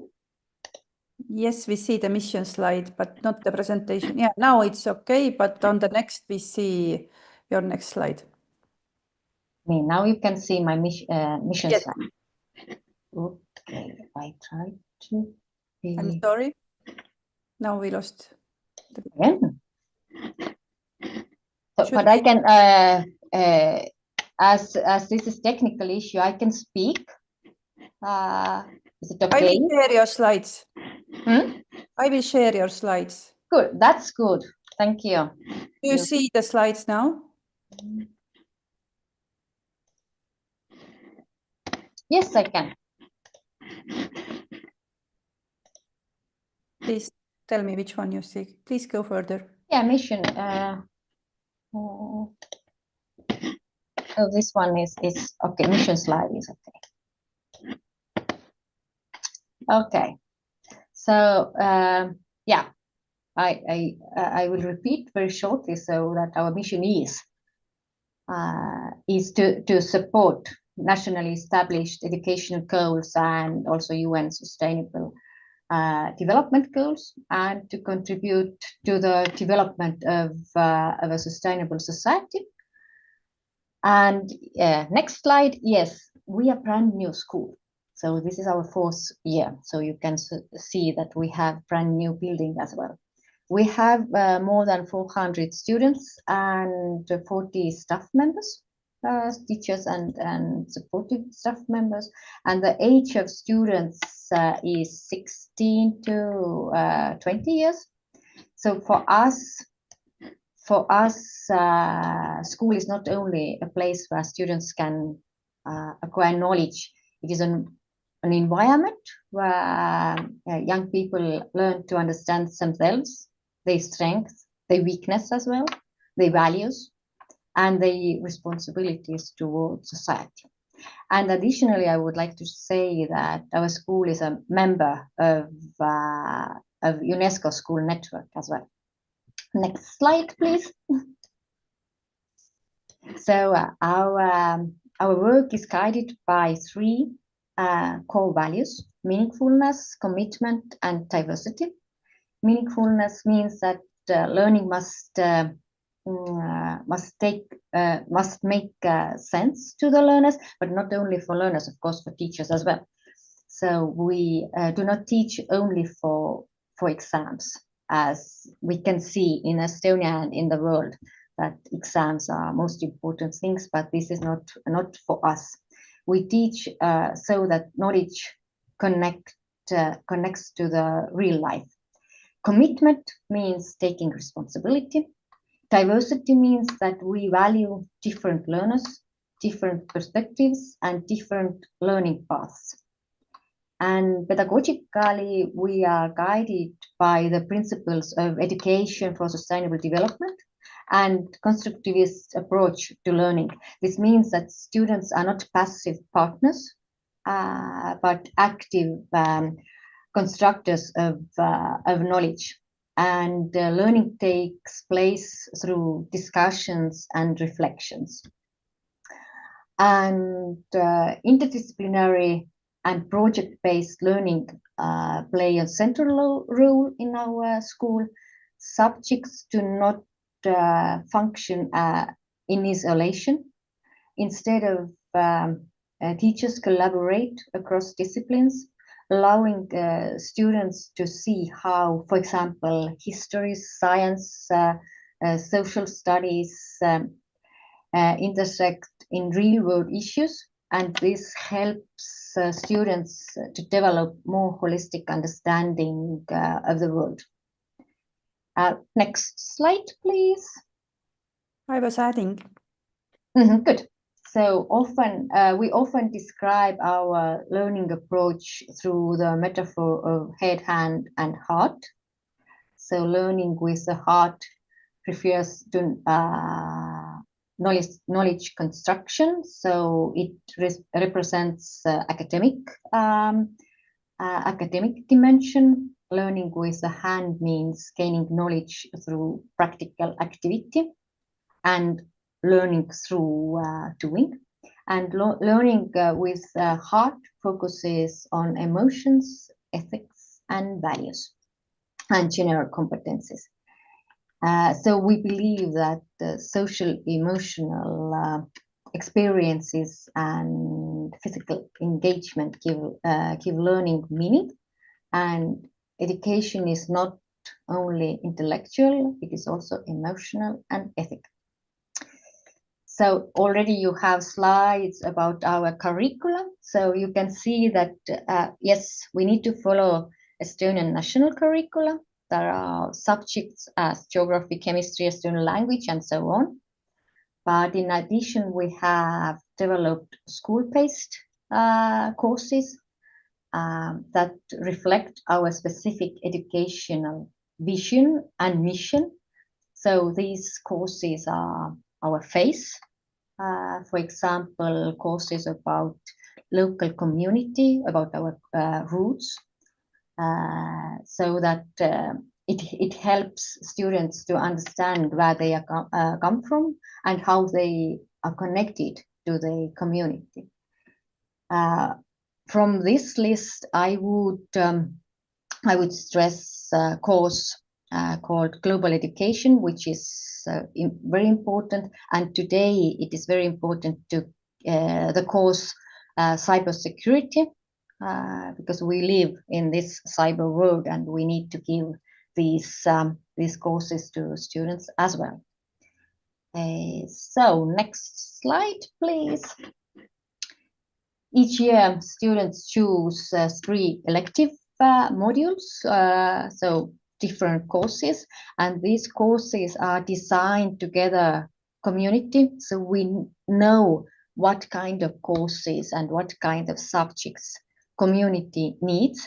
So together with community, 3 and 4 years ago, we designed these subjects. And this flexibility that students can choose different courses, extra courses, it allows students to shape their individual learning pathways and explore their interest more deeply. And here you can see pictures about different project-based learning results. And just to summarize, in summary, in our school, learning is meaningful and connected to real life. Students are creative, active creators of knowledge. From these pictures, you can see more students and teachers. Our students, they design their pathway, they design and create projects and organize events and putting together different knowledge to understand the system of the world. And academic excellence is balanced in our school. Academic excellence is balanced with social and emotional development and sustainability, and community engagement are intentionally integrated in the educational process. Very quickly, as I said, I would like to speak about my school hours and hours, but very shortly it's the end. If you have any questions, I'm very happy to answer. Thank you. Thank you, Liisa, for bringing the whole school approach to the life through practice. We have now heard 4 complementary perspectives: the global framework, research-based insights, and concrete school example and implementation voice from the field. And I would now like to open a short moderated discussion to explore how we move from strong examples to scalable and measurable impact. But we have only 5 minutes. So, dear panelists, I hope you have managed to answer to the questions via QA, but I have one question for you, that we have had inspiring examples, but how do we ensure that these practices do not remain isolated cases? Pramod, maybe you can start.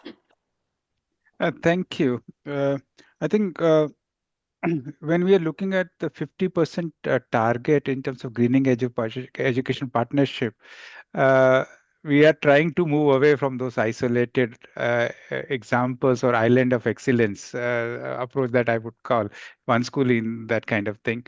And we have seen there in many countries, and the critical component there has been the partnership where the government takes up this as an approach as part of their policy, engage with organizations that are supporting schools like fee members in different countries, as EcoSchool is one example, but there are many more examples of like that. And making sure that schools are able to have the space and time required to do implement.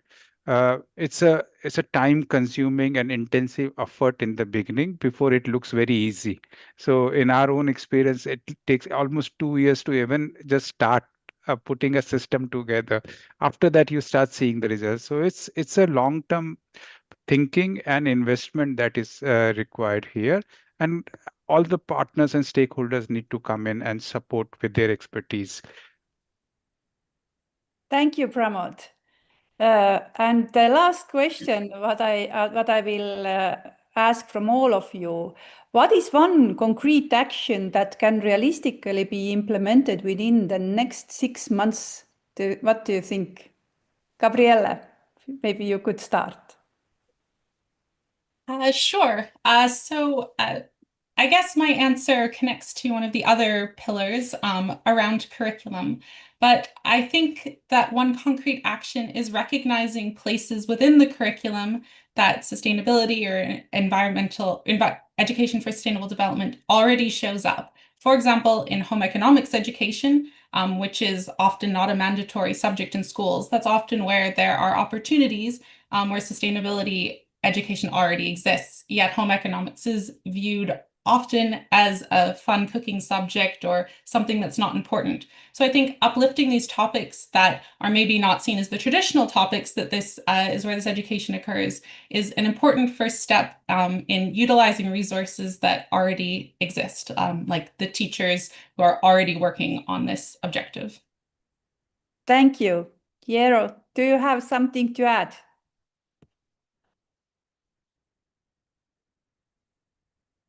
What is one concrete action that can realistically be implemented within the next 6 months? Can I respond to it? Yes, Pramod. Yeah, no, I was thinking about it, and one aspect that I also highlighted, this 50% target is very overwhelming. And what we can do is that break it into targets which are achievable.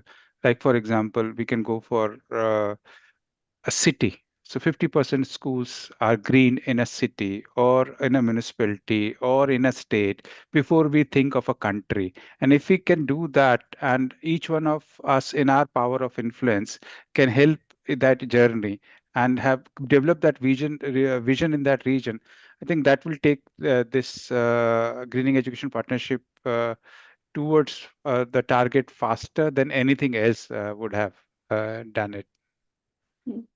Thank you, Pramod. And as the time is going to be end so quickly, there were a little bit longer discussions, then thank you for this great discussion. And it is highlighted these three essential messages. From the whole school and eco schools perspective, we heard that sustainability must move beyond isolated projects towards systemic integration across governance, curriculum, operations, and community engagement. From research, we learned that successful whole school approaches require alignment, committed leadership, team approach, and consistency between what is taught and what is practiced. And from Rakvere's example, we saw how sustainability becomes meaningful when it connects head, hands, and heart, and when students take ownership through interdisciplinary and community-based learning.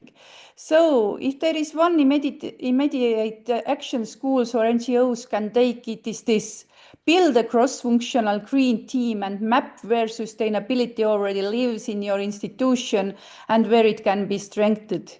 The Greening Education Partnership gives us a shared framework to move from isolated initiatives to collective impact. I invite all of us to continue this collaboration across schools, NGOs, researchers, and policymakers, so that greening education becomes everyday practice, not an exception. Thank you to our speakers and to UNESCO full team for enabling this dialogue. Have a nice afternoon.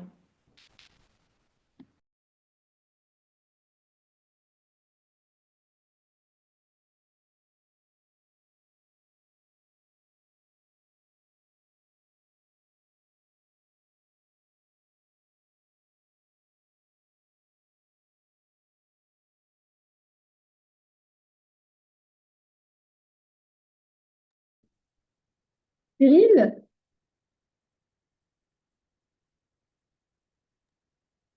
My mic was off. Okay. I'm sorry. Merci Siri et merci à l'ensemble des intervenants pour cette première session. Et merci à l'ensemble des participants qui ont joué le jeu et posé des questions dans la Q&A. Nous avons tenté de répondre et surtout n'hésitez pas à nous poser des questions. Notre deuxième session va traiter des communautés vertes. Ce pilier entend l'éducation et l'action climatique au-delà des écoles formelles, vers les familles, groupes de jeunes, centres communautaires et villes apprenantes. Par un apprentissage tout au long de la vie, il vise à renforcer la résilience communautaire et à mobiliser les acteurs locaux pour des solutions concrètes face aux défis climatiques. Pour animer ce panel, nous accueillons de nouveau ma collègue du comité de liaison de Nisrine, qui est la directrice générale de la Fondation marocaine pour l'enfance préscolaire, gérant ainsi un réseau national de plus de 25 000 classes. Avec plus de 15 ans d'expérience en gestion éducative et leadership institutionnel, elle supervise ce réseau et maintient un partenariat officiel avec l'UNESCO, tout en contribuant à des initiatives internationales en éducation précoce. Elle est également membre et secrétaire exécutif du comité de liaison ONG UNESCO. Nisrine, je te laisse la parole. Merci Cyril. Rebonjour à toutes et à tous et ravi de vous retrouver pour la modération de cette session réservée au pilier 4 du partenariat pour une éducation verte consacrée au thème des communautés vertes. Alors, le pilier est là, comme je reviens à ce qu'a dit Madame Stefania Giannini dans son introduction, dans son mot d'ouverture, comme ces piliers sont tous de toutes les façons interconnectés.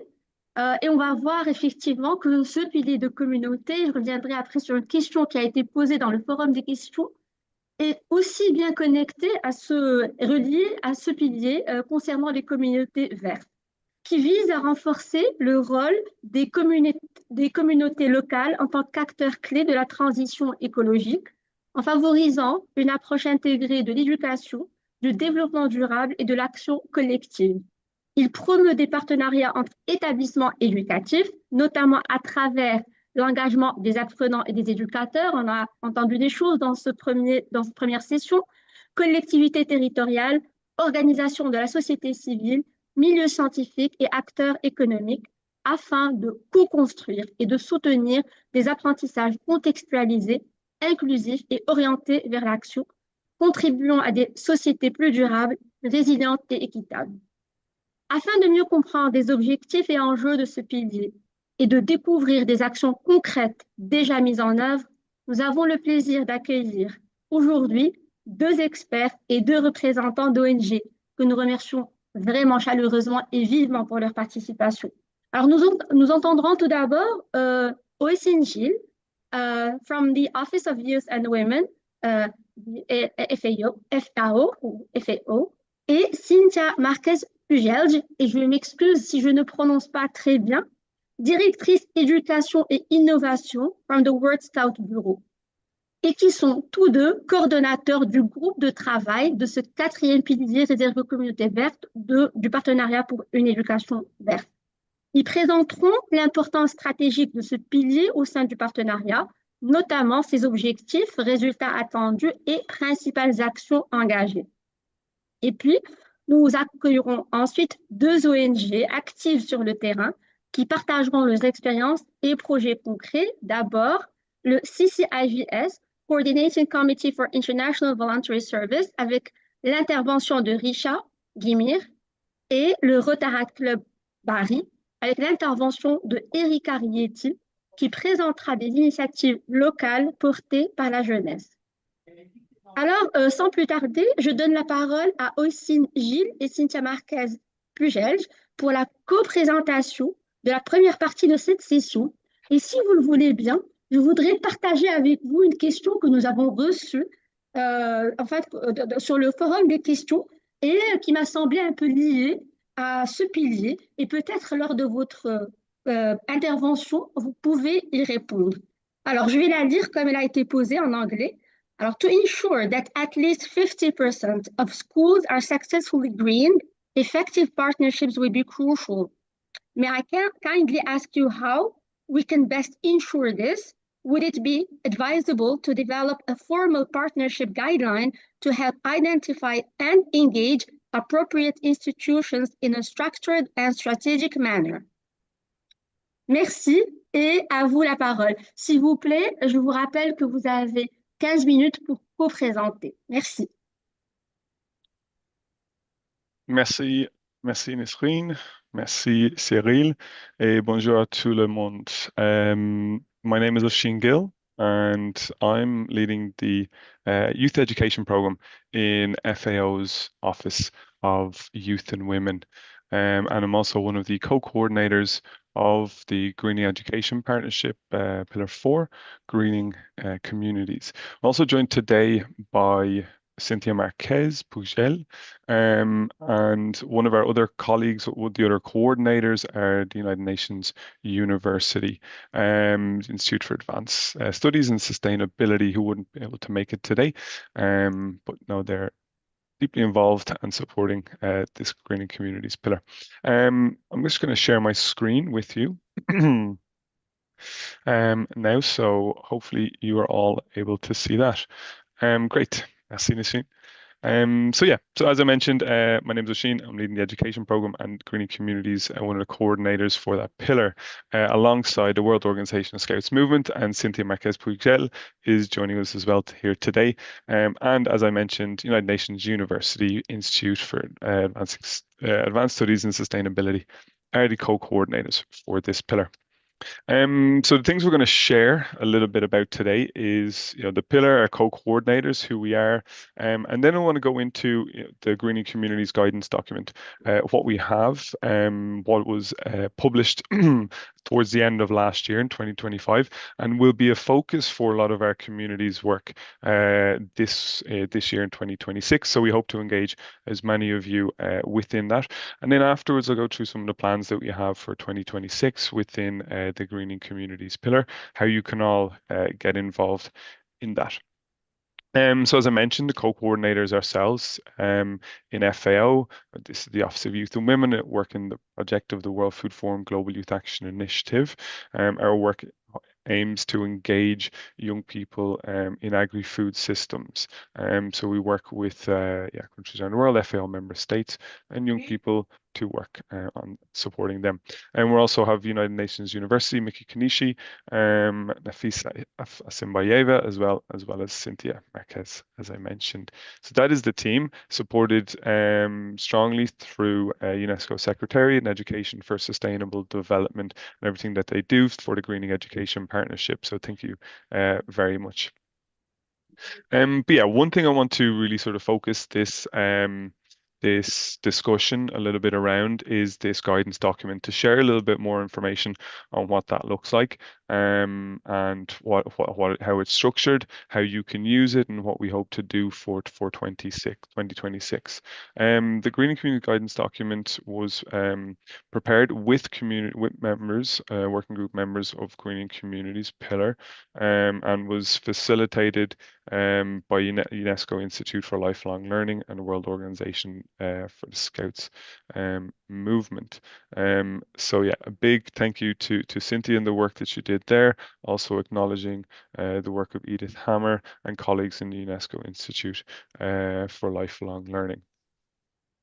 But starting off and looking at sort of what a greening community is, and before we go into looking at that, just in terms of some of the overall approach and goals for the greening communities. So hoping to strengthen community resilience by integrating climate action into lifelong learning. And that is something that you'll see once you engage with the document as well. And I'll go through the different sections that are laid out there, and looking at a focus on mobilizing young people and individuals, community centers, and learning cities to take action for climate change. Towards this year, we're looking at a target. So you saw the target that was presented by Pramod and working group 1, greening schools. We're looking at this year to define what that target will be for greening communities. Our approach to greening communities is looking at municipalities, local governments, and how they can get involved as some of the key stakeholders, as well as other stakeholders. And do we have a target around that? So we do encourage all of you to engage with the work that we have in the partnership this year, to define that as well. And then speaking from my own background as well, I worked with an NGO in Ireland, and Education for Sustainable Development, non-formal education, and to really achieve all of what we're hoping to achieve within the Greening Education Partnership, it is vital that more NGOs get involved, are engaged, and are driving this work as well. So we hope to encourage as many of you as possible to get involved with greening communities. So greening community, what does it look like? What is it? Greening community is something where people live in harmony with nature, where youth lead equally in key decisions. Local governments enable climate participation. Global actions restore environmental balance. Climate justice ensures fairness for all. Sustainable living becomes the new norm. And communities are thriving through sustainable livelihoods. Everyone learns. Lifelong climate action, that lifelong learning element is key to all of this. Daily life aligns with natural balance, and cities feel alive with clean air. So this is the vision of what a green community looks like. But we encourage all of you to share with us how you envision that. Is there something that's missing here as well? And perhaps that will feed into defining some of the targets and the target that we have this year. So without going into too much detail, I want to share some of the structure, the overview of the guidance, and I'll share a link as well, and how you can download that guidance. But this is what it is structured around. It's a flexible guide that can be adapted to diverse contexts in localities around the globe. It offers clear principles and offers concrete action points to support diverse stakeholders in greening communities. So there are 4 thematic areas that we have for the guidance, as well as this the annex that provides an extensive annex that provides the action planning for greening communities, so templates, and if you're interested in getting involved in these initiatives, how you can do that. So going through some of these as well, looking at the different sections, starting with the first one, as you can see on the screen, it's dedicated to the question of who.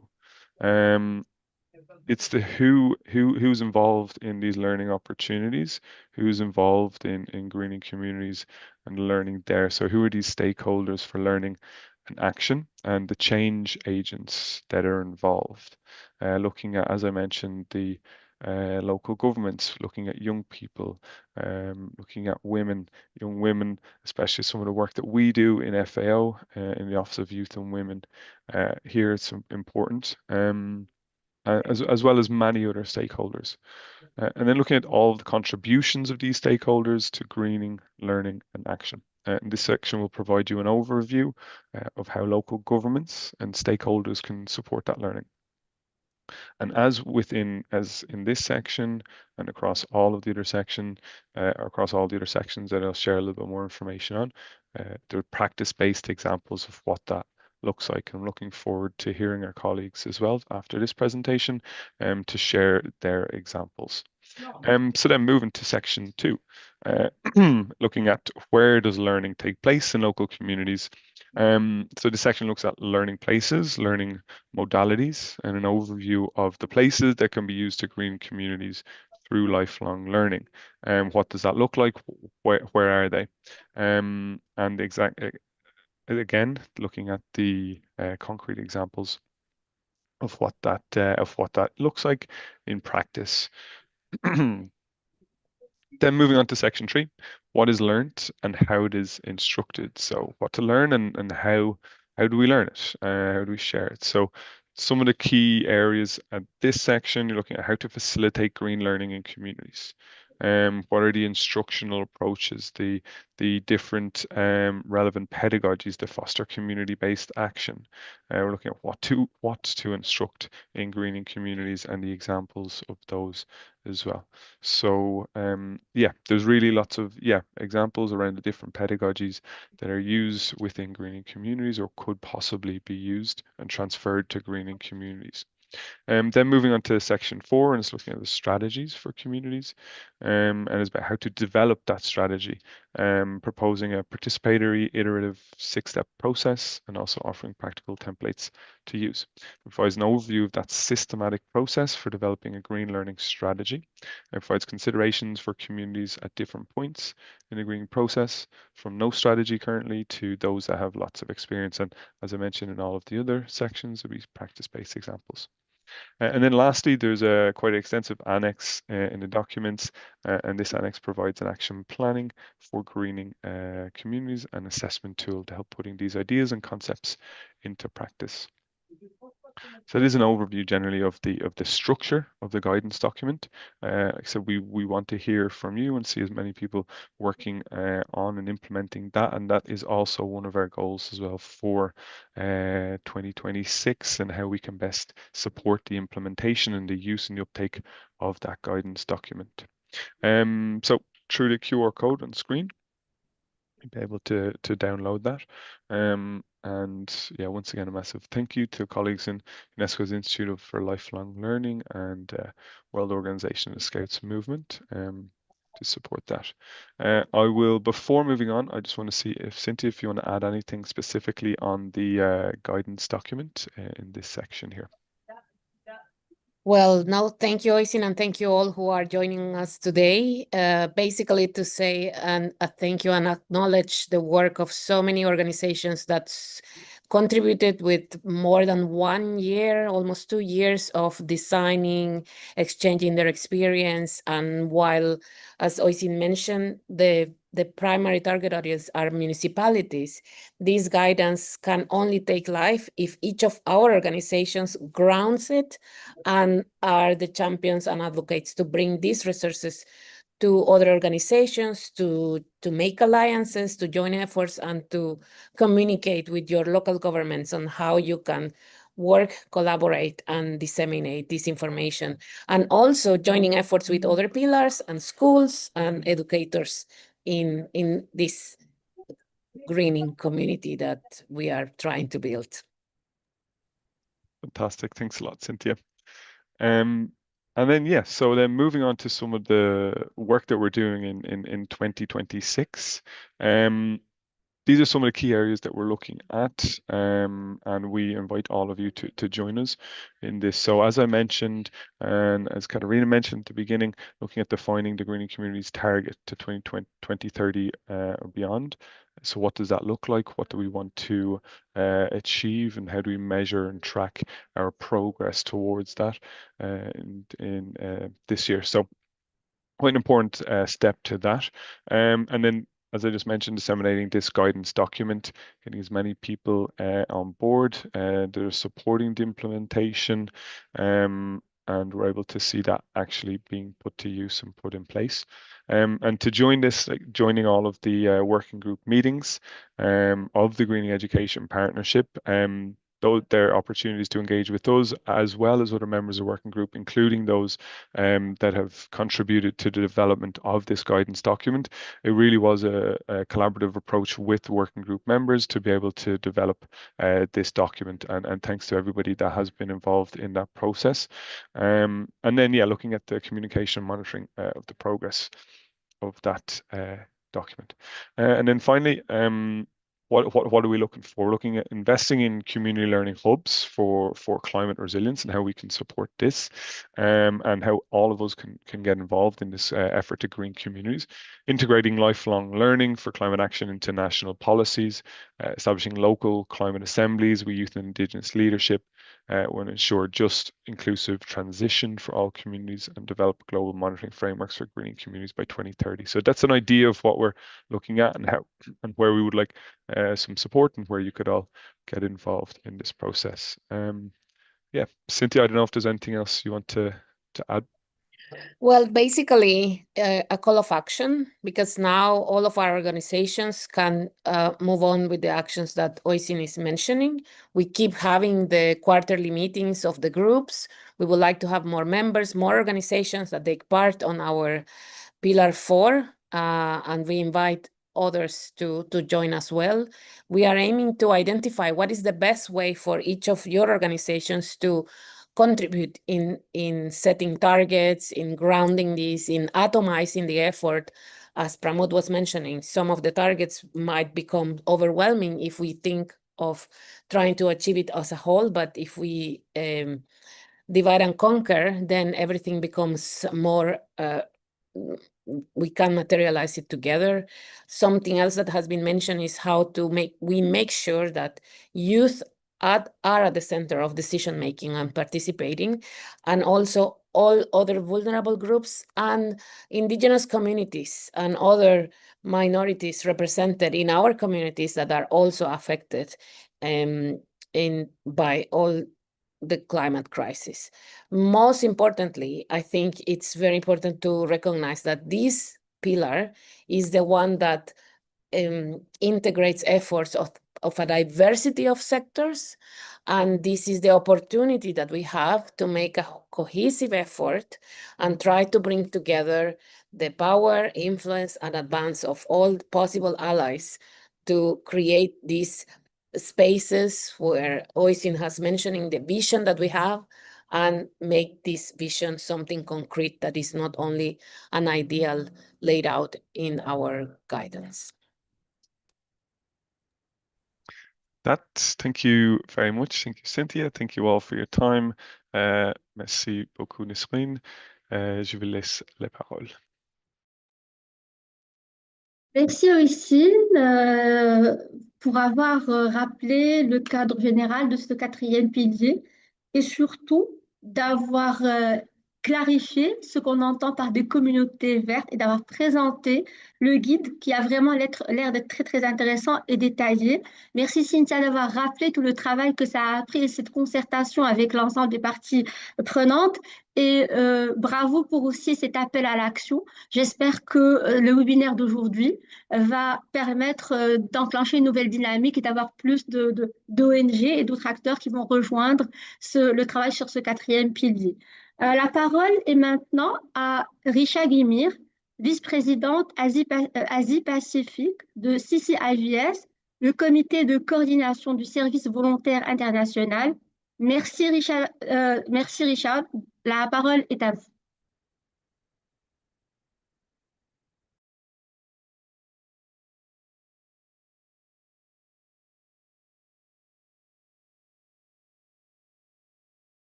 Richard?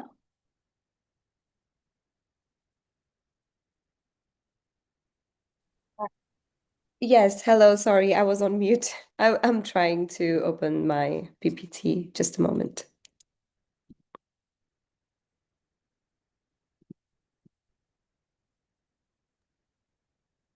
Bien sûr, il n'y a pas de souci.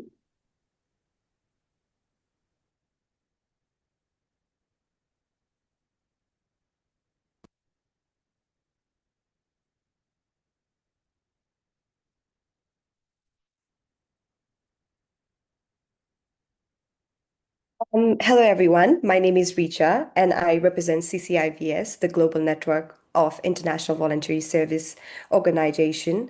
IVS is rooted in peace building through reciprocal cooperation and non-formal education.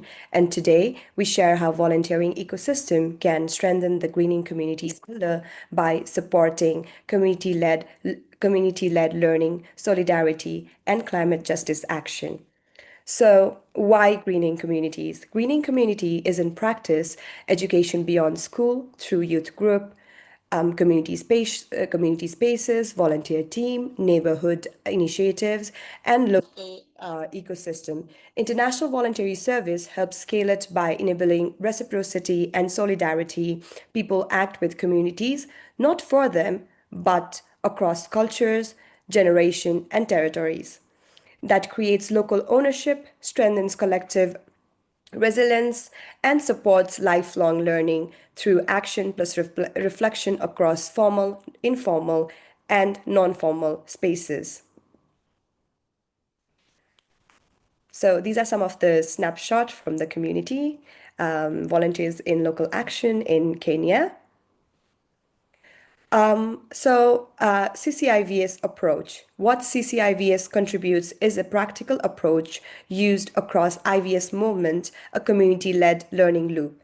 It starts with hands-on volunteering, restore station, greening, cleanups, sustainable practices, designed and hosted with local actors.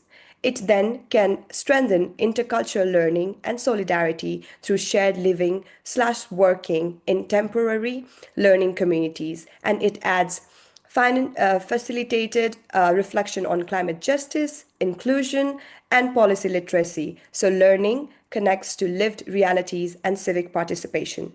Importantly, we document outcomes in a responsible and non-extractive way. We avoid savior narratives. We contextualize stories, and we make host communities and partners visible as agents, not backdrops. So, alongside with participation figures, we collect participant voices and most significant change stories to understand what community themselves define as meaningful change. So, these are other snapshots from local actions in Naples. So our aim is Voices for Changes empowers the International Voluntary Service IVS movement through music, storytelling, and advocacy. It connects grassroots activism with institutional advocacy, ensuring that local realities inform global decision-making through a decolonial approach to social and climate justice. Sorry.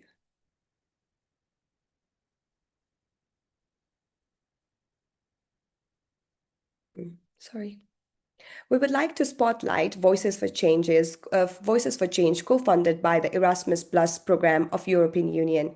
During 2025, local actions were implemented by 10 partner organizations across 9 countries: Czech Republic, Ecuador, Estonia, India, Italy, Kenya, Palestine, South Africa, and Turkey. Between July and September 2025, partners delivered work camps, workshops, and restoration and greening action cleanups, education sessions, and art-based dialogues. Across the partnership, we documented at least 1,030 participant engagement, and we use engagement transparently because delivery formats and counting approaches differed, and we did not deduplicate individual across multiple activities. What makes the project distinctive is that the culture is not extra. It is part of learning design. The partnership followed a clear sequence. First, listen, partners collected stories and feedback from communities and CCIVS members, including most significant narratives. Second is synthesize. Justice, recurring themes were being identified: care for ecosystem, justice, and belonging, resilience. Third is co-creating with support from the International Music Council and project artist partners. These became the shared and also a film for Echoes of Nature. The fourth is a return to communities. The song was used during local action to open workshop, stimulate dialogue, and invite local adaptation, languages, choreography, accessibility formats, including sign, manual, alphabet. This was created. This created a feedback loop that the song generated new discussion and stories and strengthened the community ownership of the project messages. So these are some of other snapshots that we have from the project. So what has changed in the ways that matter for greening communities? First, we repeatedly saw a shift from activity to ownership. Co-creation produced durable improvements and stewardship. Second, partners made complex issues learnable and actionable: climate justice, green colonialism, environmental racism, policy literacy, by combining participatory tools with creative practice. Third action strengthened local alliances: school, local authorities, forestry services, refugee and community centers, civil society group, and local media. Exactly the ecosystem that greening communities depends on. We do not only have measurable results, but with numbers, but also we have the most significant change method. We collect short stories from the participants about the most meaningful changes that they have experienced and why. This captures values, relationship, dignity, and agency, things that numbers can never show. In Italy, one story shows greening through belonging and recognition. A refugee volunteer from Ghana describes watering basil in a community garden. When I water a basil, the smell comes. I remember home. I like this garden. I help with the water. It links urban greening with dignity, memory, and contribution to peripheral neighborhoods. In India, Mr. Babu Mongavera, a 80-year-old fisherman from Karnataka coast, describes how once survival pushed him to collect sea turtle eggs. When the sea gives little, a man must find means. Over time, through collaboration with FSL and the Forest Department, he was offered different role: patrolling nesting sites, guiding others, and becoming teacher for children. The lesson is that conservation works best when it grows within the community through trust, opportunity, and shared responsibility. This is another of the snapshot from our community. To close, a practical invitation: use Echoes of Nature as community learning prompt, play it to open dialogue, then invite people to share short reflection. What is the biggest challenge here, and what change matters the most? This is how we connect culture to learning and community evidence. The link and the QR are on the side right here. We would like to share a very short teaser now, and we invite you to look on the CCIVS YouTube channel and the Voices for Changes Hub to watch the full video and share with community and your people. Deep down, we have the same heartbeat. Sing for the earth, it's not our lives. Still we your people, until our lives. That's where we'll stand. Our lives, make it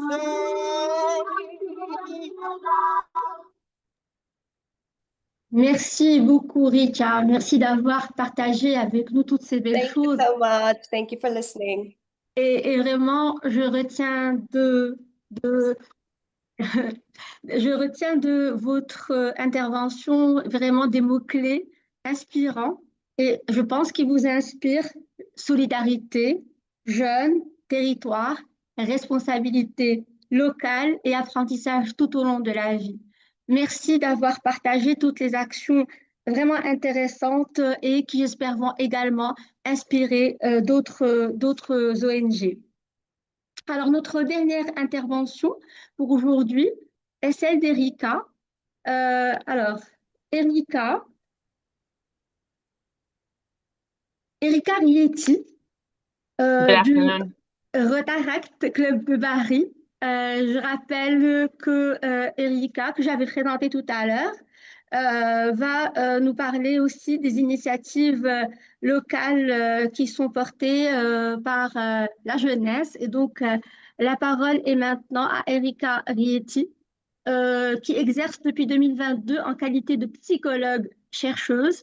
Elle conduit des recherches et accompagne des projets cliniques dans le domaine de la prise en charge psychologique des patients atteints de cancer. Merci, Erika. Merci. Good afternoon from Italy. Can you hear me? Can you see the slides?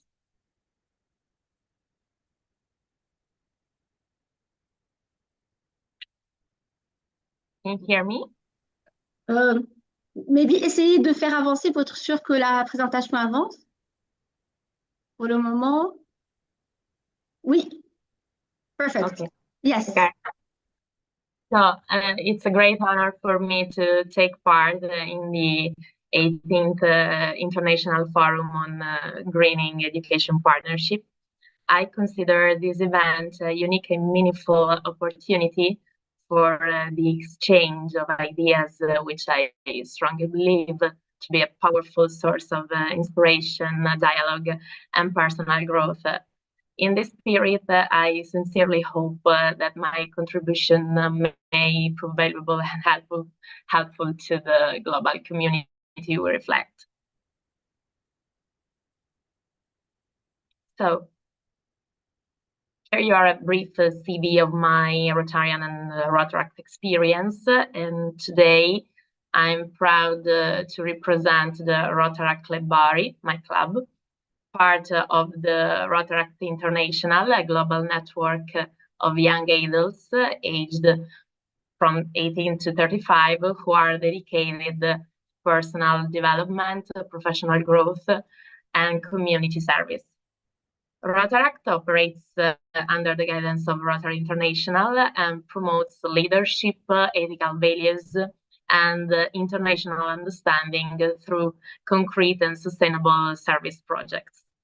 The Rotaract Club Bari is a dynamic and service-oriented organization based in southern Italy, deeply rooted in the local community while maintaining a strong international outlook.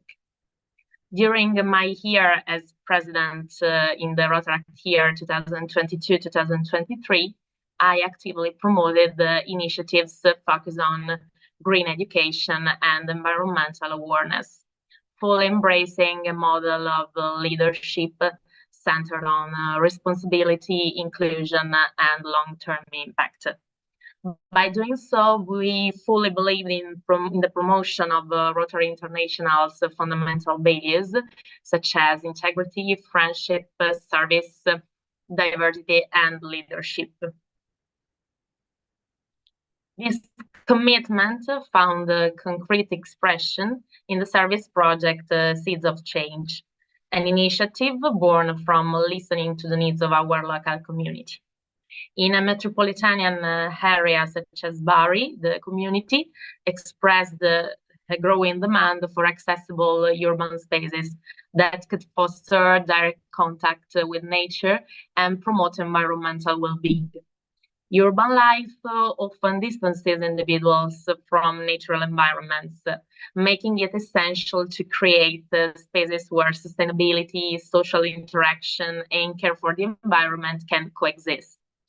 In response to this need, the Rotaract Club Bari implemented a service project in support of the social garden Orto Domingo, with the aim of enhancing urban agriculture while promoting social interaction and inclusion. The project sought to reduce environmental impact, encourage sustainable daily habits, and strengthen civic engagement. At its core was the belief that shared green spaces can act as catalysts for collective responsibility and community resilience. The initiative was inspired by the proven benefits of garden therapy, which has been shown to improve mental well-being, stimulate active participation, and foster a sense of usefulness and belonging within the community. By involving citizens directly in the care of the garden, the project transformed the space into a place of connection, learning, and shared purpose.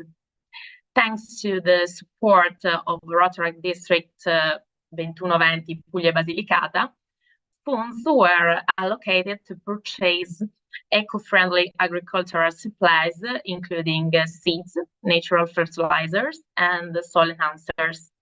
A significant part of the funding was also invested in the distribution of dedicated containers, as you can see in the photographs, for the collection of used coffee grounds and pods. Rich in essential nutrients, coffee grounds were reused as natural fertilizers, significantly reducing waste while promoting circular economy practices. The collected materials were treated and recycled on a monthly basis in a designed area of the garden, reinforcing an educational approach to responsible resource management. Here you are, a video that demonstrates our activity. As the time was right, we put in the work and we plant new seeds, so a new beginning ahead.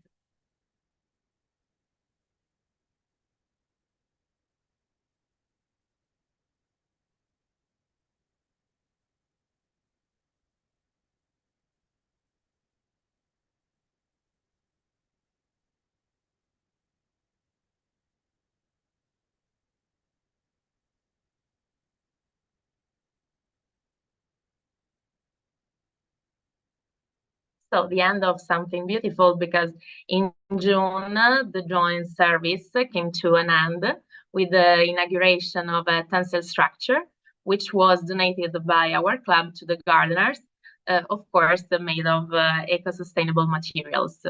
This service allowed us to care for the environment, to promote sustainability and waste avoidance.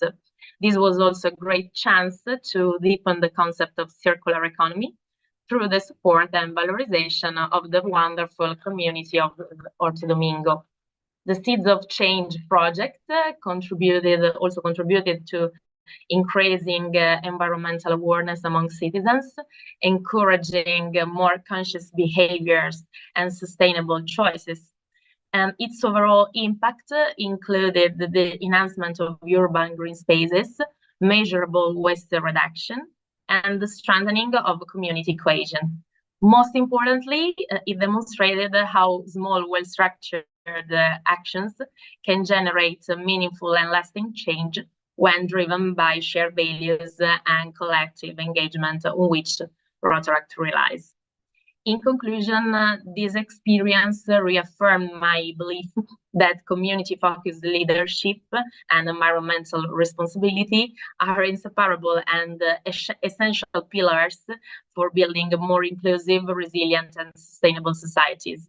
Through collaboration, innovation, and deep respect for our environment, we can continue to empower communities and inspire future generations. So thank you again for this valuable opportunity to share our experience and to learn from one another.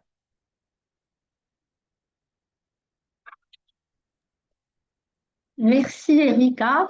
C'est peut-être la fin de quelque chose de beau, mais certainement le début de quelque chose d'encore plus beau grâce aux résultats que vous avez partagés avec nous, notamment une communauté plus résiliente, mais aussi tout ce que vous avez dit sur le comportement plus responsable vis-à-vis de l'environnement, etc. Merci d'avoir partagé vraiment le projet Citizens of Change. Vraiment, ces images sont très, très parlantes et très émouvantes. Et merci d'avoir abordé les résultats concrets. Je pense que le fait d'avoir partagé avec nous ce projet, mis en œuvre et en fait reflète les valeurs dont vous avez parlé qui vous animent, l'entraide, l'amitié, la résilience communautaire. Merci pour ce bel exemple. Je ne sais pas, il nous reste peut-être 5 petites minutes pour un échange. Moi, j'ai une question, peut-être pour faire un peu. On a eu aujourd'hui l'occasion sur ce pilier, sur ce quatrième pilier, d'écouter d'une part des experts et d'autre part des ONG avec des exemples, des actions concrètes. J'aimerais entendre si Oisin et Cynthia le veulent bien, maintenant qu'ils ont vu les projets, les exemples qui ont été présentés, quelles sont leurs réactions par rapport à ces exemples et comment est-ce qu'ils voient qu'ils participent aux objectifs de ce quatrième pilier et qu'est-ce qu'ils pourraient nous en dire. Merci, Oisin, Cynthia, à vous la parole.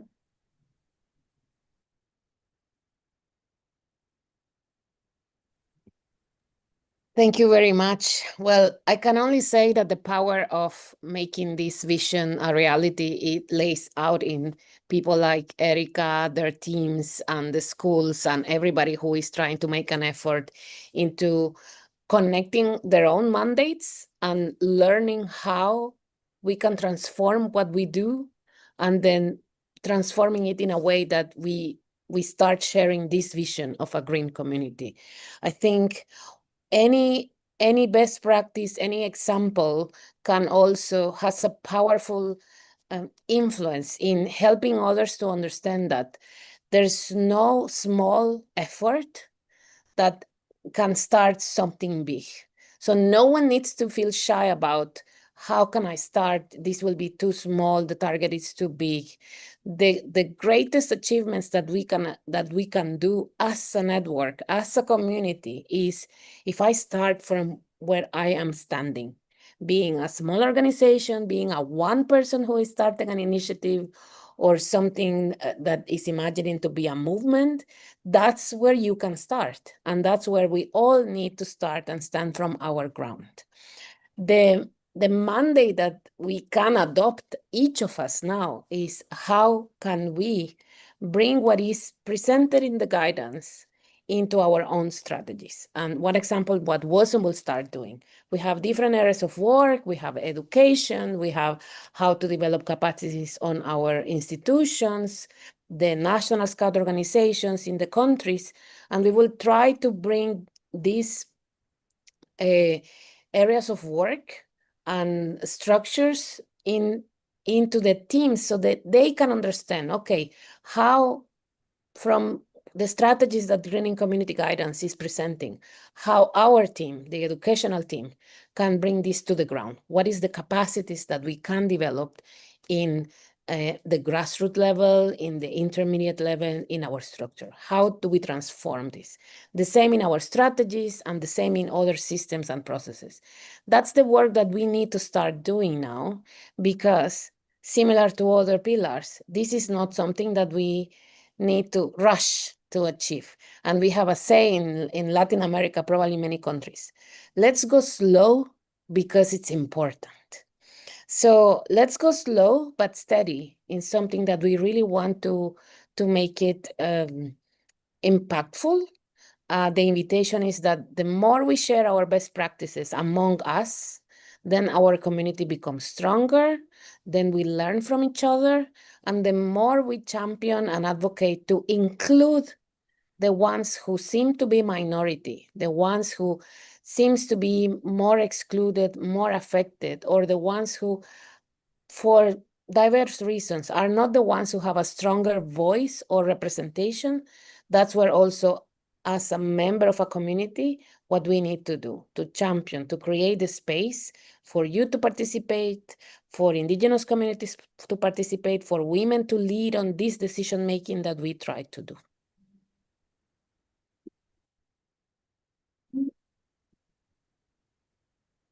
Merci Cynthia pour ces paroles très sages. Il ne me reste qu'à remercier l'ensemble des intervenants pour leur éclairage, pour avoir partagé avec nous leurs apports, leurs expériences. Et j'espère vous voir demain pour la suite de ce webinaire. La parole est à toi, cher Cyril. Merci. Merci Nisrine. Ainsi s'achève notre première journée. Merci à toutes et à tous pour ces échanges riches et inspirants. Ces discussions montrent le rôle pivot des ONG dans la transformation éducative face au climat. Rendez-vous demain, jeudi 12 février à 14 heures, heure de Paris, Central European Time. Nous aborderons les piliers, rendre vers chaque programme scolaire et comment adapter la formation des enseignants et les capacités des systèmes éducatifs. Encore un grand merci aux intervenants, modérateurs. Merci également aux interprètes. Votre talent permet d'inclure un maximum de personnes et ainsi d'engager un maximum de bonne volonté sans avoir de barrière au niveau de la langue. C'est très important. Au comité liaison, nous y tenons tout particulièrement. Je vous souhaite une très bonne fin de journée et je vous dis à demain, 14 heures, heure de Paris.